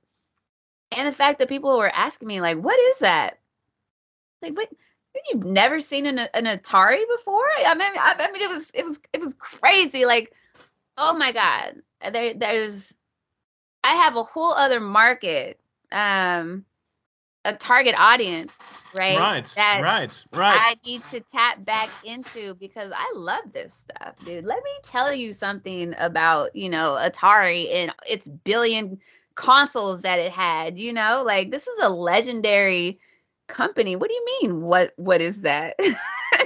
Right. I mean, obviously, I did some research before we spoke, and I saw you also mentioned the new Mario game, and also in your how you would say it, channel trailer on Twitter, you actually are shown how you play some, I think it was Street Fighter. Or no, it was not Street Fighter. It was actually Mortal Kombat. There was a shot of me playing, it was really quick scene, but it was mostly Mortal Kombat. Yeah. Exactly. Yeah. I'm a retro gamer, right? That's where my heart is. But I play a wide variety of games. Like when I leave here, that's what I thought. Not only TNMT. Yeah, it's not just TNMT. I'll play Mortal Kombat. I'm playing Lies of P right now on Xbox. I'm a big Fire Emblem fan. I'm playing that on Nintendo. So I'm all over the board. But what I don't really play is like Call of Duty type stuff. I'll shoot zombies. If you want to get a group of people and shoot zombies, I'm for it. But like, or Fortnite, PUBG. Yeah, I'm that's not like really my thing. I'll do it, to play with people, but like it's not what I'm passionate about. And then also, what I also really like to talk about too is I don't own any PlayStations. And I don't own any Segas. Well, I just lied. I have a Sega Game Gear, because I bought that back in the day. My brother had a Game Boy, and so I bought the Sega because I wanted the one with the color, right? Yeah, the color sure. screen. Sonic. I love Sonic to yeah, death. so I have a Sega Game Gear, but you've seen Console Wars, right? Yeah, sure. Console Wars, yeah. You mean the channel of the two guys where they are fighting, like which conversion is the best? Yeah, yes. Sure. And I know them. Yeah. There's another one on Netflix. I can't remember, but it's the history, right? So it's not of all the consoles, but it's a brief history of Nintendo and Sega, and their relationship and their competitiveness back in the day, how Nintendo was floating along, minding its own business, and then here comes Sega talking trash and trying to downplay the Nintendo was just for kids and Sega is for the cool kids and blah blah blah. Yeah, exactly. Sega does. Yeah. What so Nintendo doesn't. I use that. No, right? no. What Nintendo don't. Exactly. Yeah, what people say, oh, what Nintendo? Bro, stop with all that, dude. Nintendo is still here. Where's Sega? Right? Well, they're only doing software, no hardware. That's anymore. it, right? All Sega games you can play on Nintendo Switch. You can do that, but they're Sega off with it. So I like to. I mean, they just released a new Sonic game. Who did? Sega. On what platform? Well, any platform. Exactly. Sega is just, they're all over the place. They're holding on with, you know, the stuff that made them legendary, which is fine. But Nintendo has been around since what, like 1892 or something like that, the 1800s, I believe, with cards and whatever. So exactly. I am devoted like to Nintendo, and I know I like to just piss people off and talk trash about, you know, Sega Okay. and PlayStation. And now PlayStation is, you know, it's the number one selling, you know, thing right now. And when it came in on the scene, it pushed Nintendo out, which is fine. But I love that rivalry. I love it so much, and I love creating controversy around it too. So you'll never see me wearing Sega gear or PlayStation or anything like that. And I know some people love to just argue with me about it, which is fun. Yeah, interesting. Well, I mean, for me, it's very hard to make me angry or something. Oh or yeah, nervous especially and stuff. over you know, gaming, because at the end of the day, we all essentially like the same thing, right? Exactly, Which is gaming. exactly. But speaking of Shredder's Revenge, I could use somebody to help me beating that damn mission, because I'm stuck there since half a year and I can't. For some reason, I can't beat the end boss. You cannot beat Krang or Super Shredder. No. I always forgot his name. No. These B. B, like you said, Yeah. the end, at the end, right? Yeah, but I mean the level boss. The level boss is The like statue, right? no. I think it's mission 12 or something where I am right now, and it's called It Won't Fly, and it actually I think his name is Dexter. Yes, Dexter. I think is Baxter Stockman. Baxter. Exactly. Yeah. And for some reason, I can't. I totally. Baxter is messing with you. Exactly. Baxter was his name. Baxter, right? Yes, hit And me. for some reason, hit me on Discord, dude. We will whoop his ass together. Yeah, we should. Yeah. Yes, we definitely. So anyway, your plan for the future is you have no plan. We want to keep this as a hobby. Yeah, I like where it's at.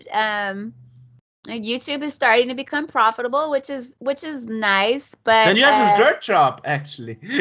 Yeah. I'm not in a hurry just to do content, full time. So, just invite me to a couple events and give me free turtles and some cool gaming stuff. I'm good. Right. So you're not looking actively how to say it? You're not looking actively for sponsors and stuff, No, yeah. Yeah. In fact, I get quite a bit of sponsorship offers, and it's cool and all, but I end up turning most of them down. They don't have anything to do with gaming or anything to do with turtles. So, what do I look like? Get a couple $100 to post something about something that my audience doesn't care about, right?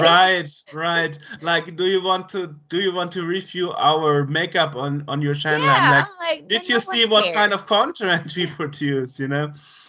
I did. I am starting to get more gaming stuff, which is cool. Like, not only turtles, but most. I'm on YouTube. I'm happy to post more stuff, but Instagram for sure. It's got to be retro related, and it's got to be turtle related. Really? Do you want to really keep that separated so much? I'm not sure. Healthy. Yeah, I just want my content to be consistent, and it's consistent with who I am, so people ask me and be like, well, what's your personal Instagram, can we follow your personal page? And I'm like, that is my personal page because that's Really? that's who I am, dude. I all day I'm talking about turtles and gaming. So if it doesn't have anything to do with that, I mean that's my personal stuff. The only other like thing that I started to post about would be like working out, you know, stuff like that, because I go to the gym every day and I am into somewhat of a healthier lifestyle, but I like to eat.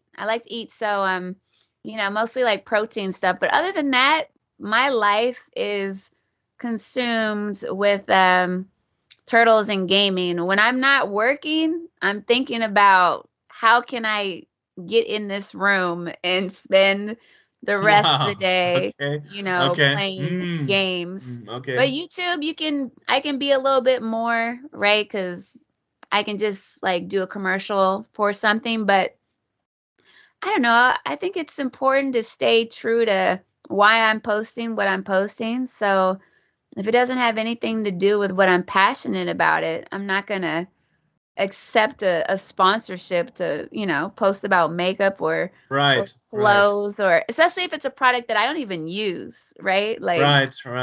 I don't use makeup, I wear chapstick. So that's not true to me, you know? So yeah, I'm just trugging along with this whole social media thing. I'm just really happy to meet other people that are passionate about the same thing that I am into. That's So really, you prefer to be beautiful by nature. yeah, I think I'm good with this. You know, it's enough for me. Right. So are there any other things next to turtles? I mean, we heard that you play Mortal Kombat sometimes, and Mario.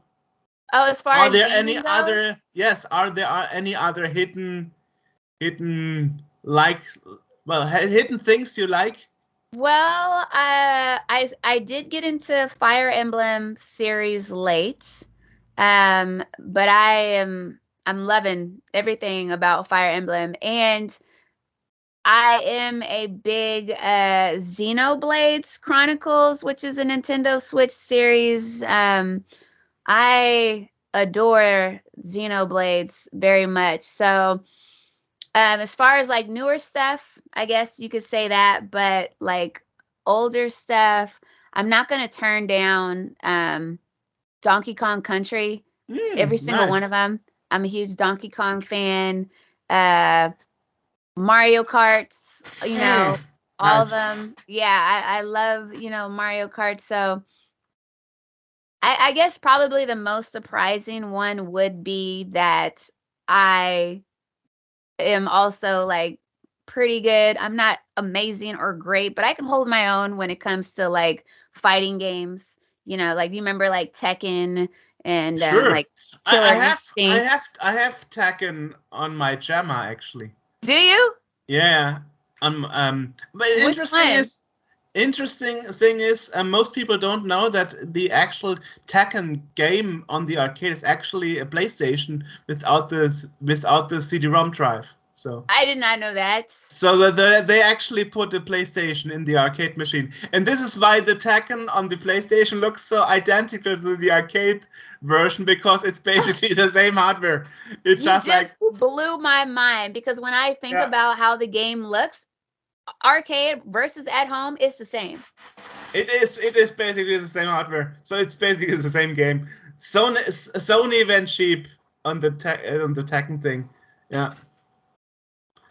I just learned something today. Yeah, and it actually, what it does on the arcade, because I have that in my arcade too, it has a little harness, a cable adapter to have additional keys.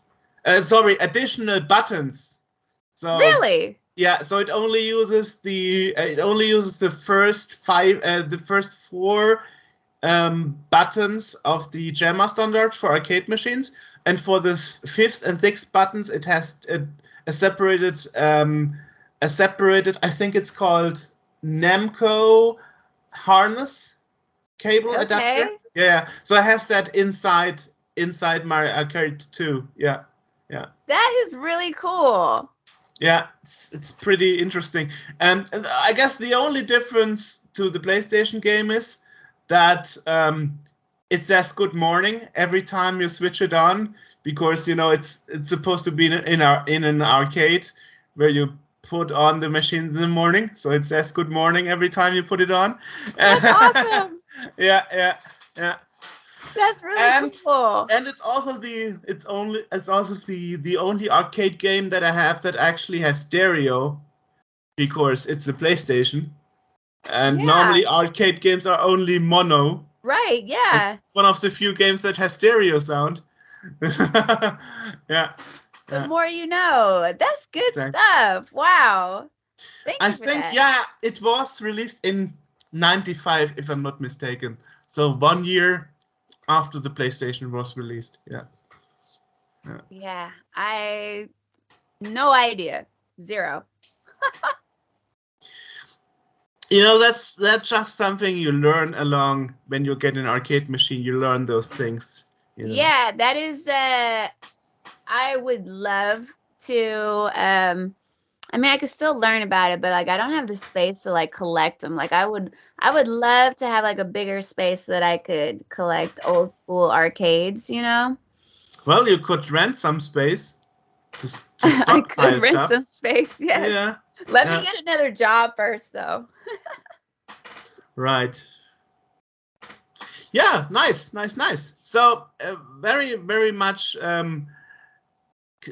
very much looking forward to hear more from you in the future. So I guess we will, because you are taking off on all these social things. Now there's one question. I saw on your homepage that actually you have a show reel where you actually have something like a copy of a stream that looks like an interview you did with a couple of people. On the front page is a short clip from like one of the first podcasts that I did. Oh, it was a podcast, actually. Yeah, it was a podcast. And I said absolutely right away with them, because the gentleman, I think it was TVLKD or something like that. He's a retro gamer.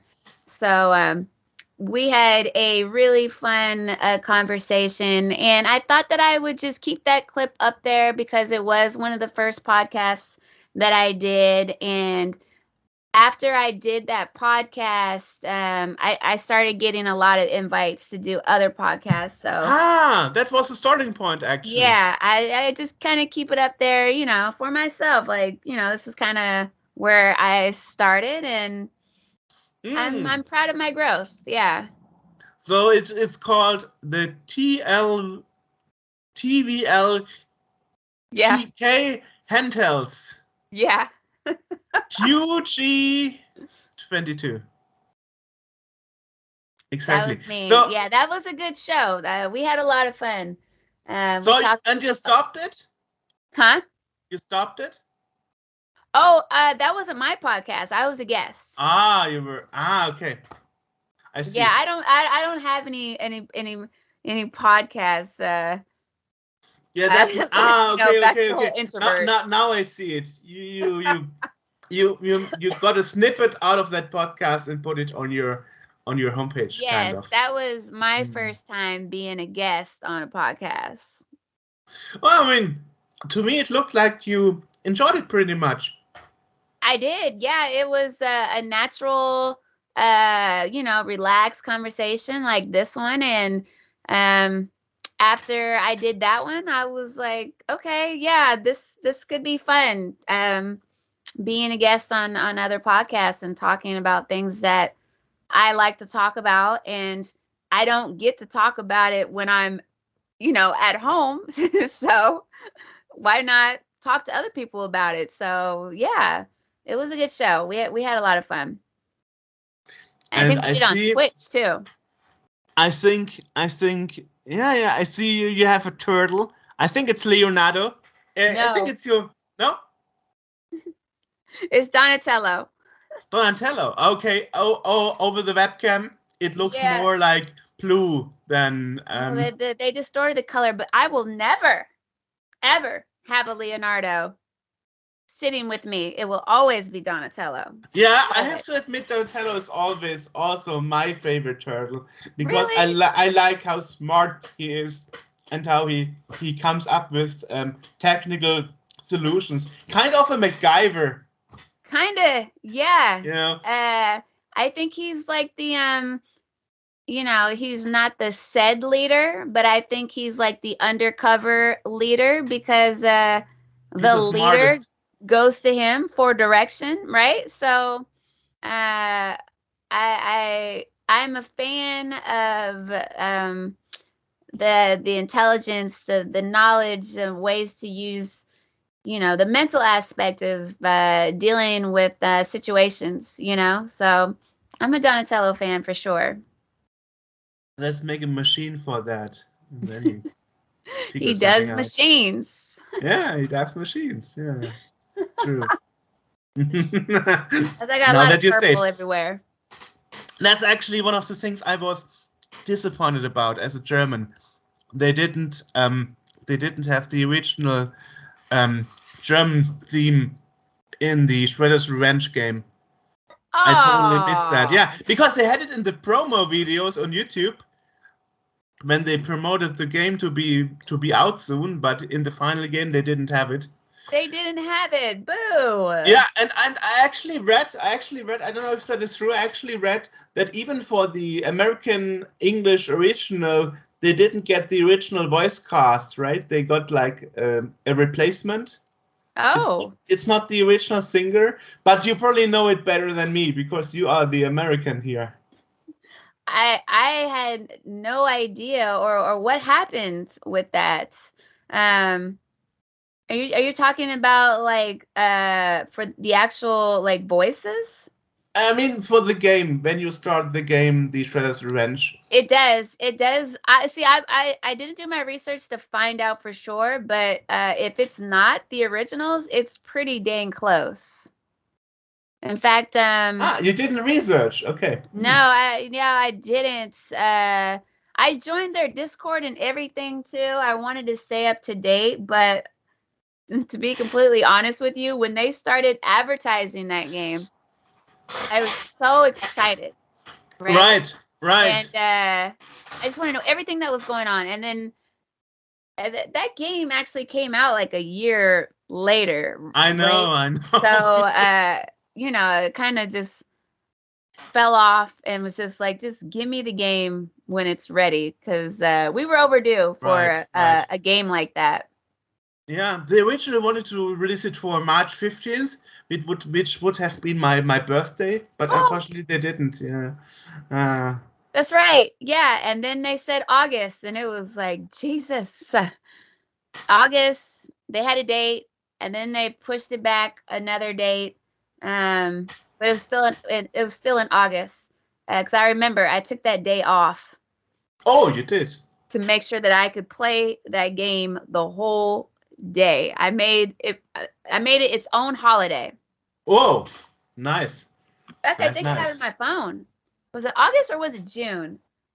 Ooh, I don't remember. It's in my phone as a national holiday for me. I take the day off now. You are crazy in an interesting way. It's true. I like that. I like that. Yeah. But there's one thing though I would like to know. You asked me before we did this interview if you may use sphere words. Yeah. But you didn't. I said ass. Okay. Yeah, I mean, I don't do it constantly, but I will sometimes, but I want to be as respectful as I can. I've only been on one podcast where they said absolutely no swearing. So I just okay. I wanted to be courteous of that. So yeah, the questions I put out, I just want to make sure, that I'm respectful on your podcast. And, I know we're not going to talk about anything crazy. I had this one podcast, they wanted to talk about anime. which is cool if you're an anime fan, but I'm not. So Yeah, okay. I didn't really have anything to talk about. So I was like, I don't think this is a good fit. I appreciate you asking me, but I'm not interested in talking about anime. I don't know anything about it. Nothing. Well, I mean, I was so glad that one of my references, when emailing to you, I could say like, "Hey, I interviewed one of the creators of Freddy's Revenge."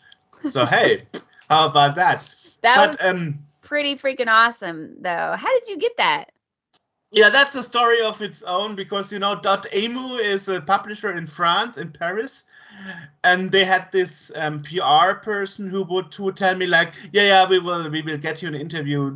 I will take care of that. Blah blah blah. Nothing happens. I'm emailing again. Nothing happens. I'm emailing again. Nothing happens. So I'm CCing more people, from the studio and people. So the email header is getting bigger and bigger with all those people. And then I see on LinkedIn she actually left .emu, and the PR person is no longer working for .emu. So they got a new guy. Oh. And the first thing he did is like, please stop CCing all those people and only directly communicate with me, and I will take care of this personally. Okay. And then you're like, all right.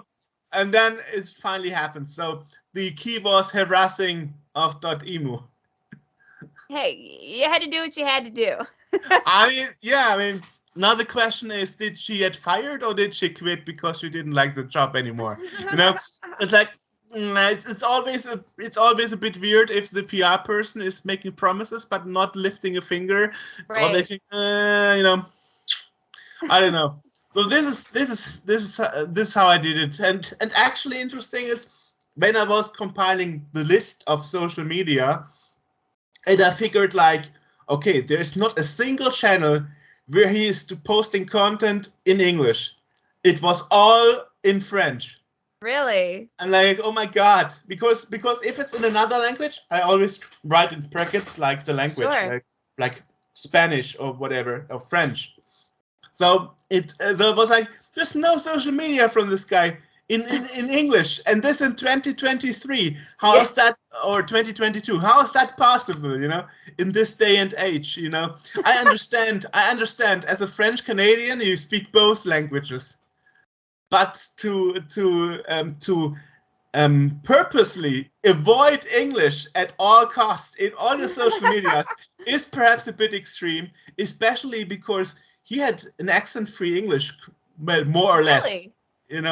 I mean, I don't know if you saw the interview, but no, probably not the whole thing. you didn't. No, yeah. Wow. I was like, interesting. Yeah. Very cool, though.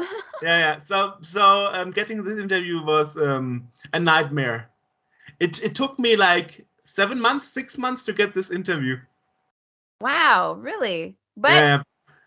I mean, you had to go through a little, some hoops, but you got there. I mean, the last resort would have been calling them.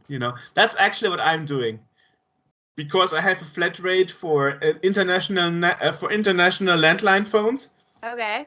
So if things come to a dire end, I just dial the number dial it. I don't know if you know, but there is this point and click adventure series called Simon the Sorcerer from the 90s. Actually, it's pretty big in Germany and UK, not so much in other countries.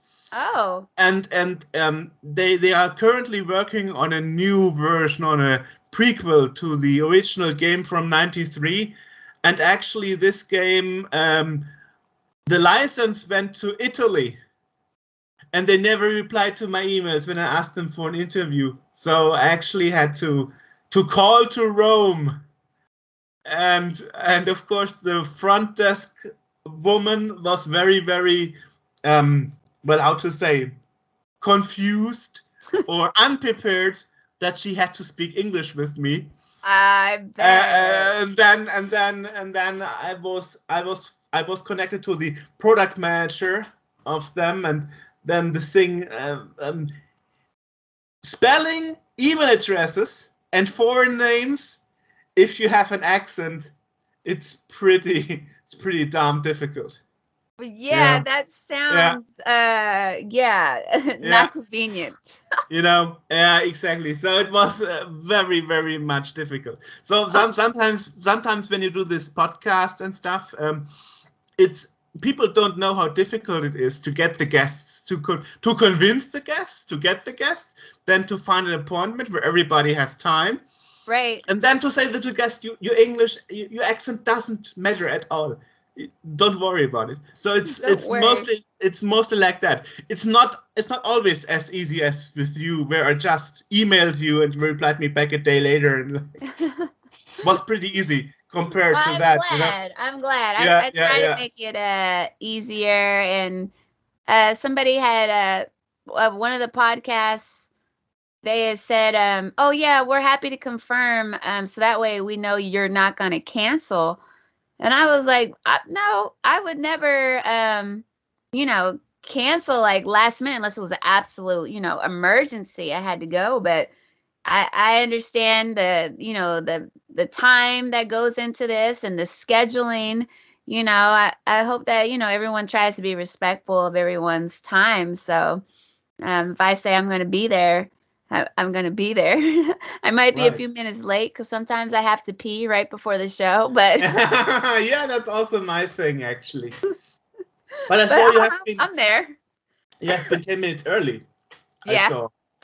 Yeah. I always want to pop in and make sure that sound and video looks fine.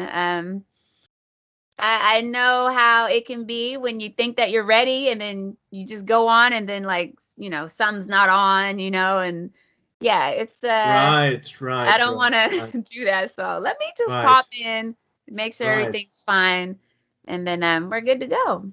What is that red box next to you, by the way? Red box? Oh, right here? Yes. My refrigerator.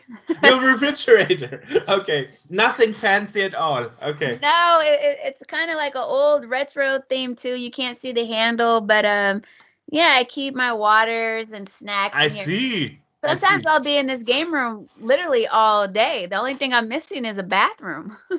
I have no game room. I just have my living room, and when I drink something, I go to the kitchen. Hey, you got to work with what you got, right? Exactly. Yeah. Interesting.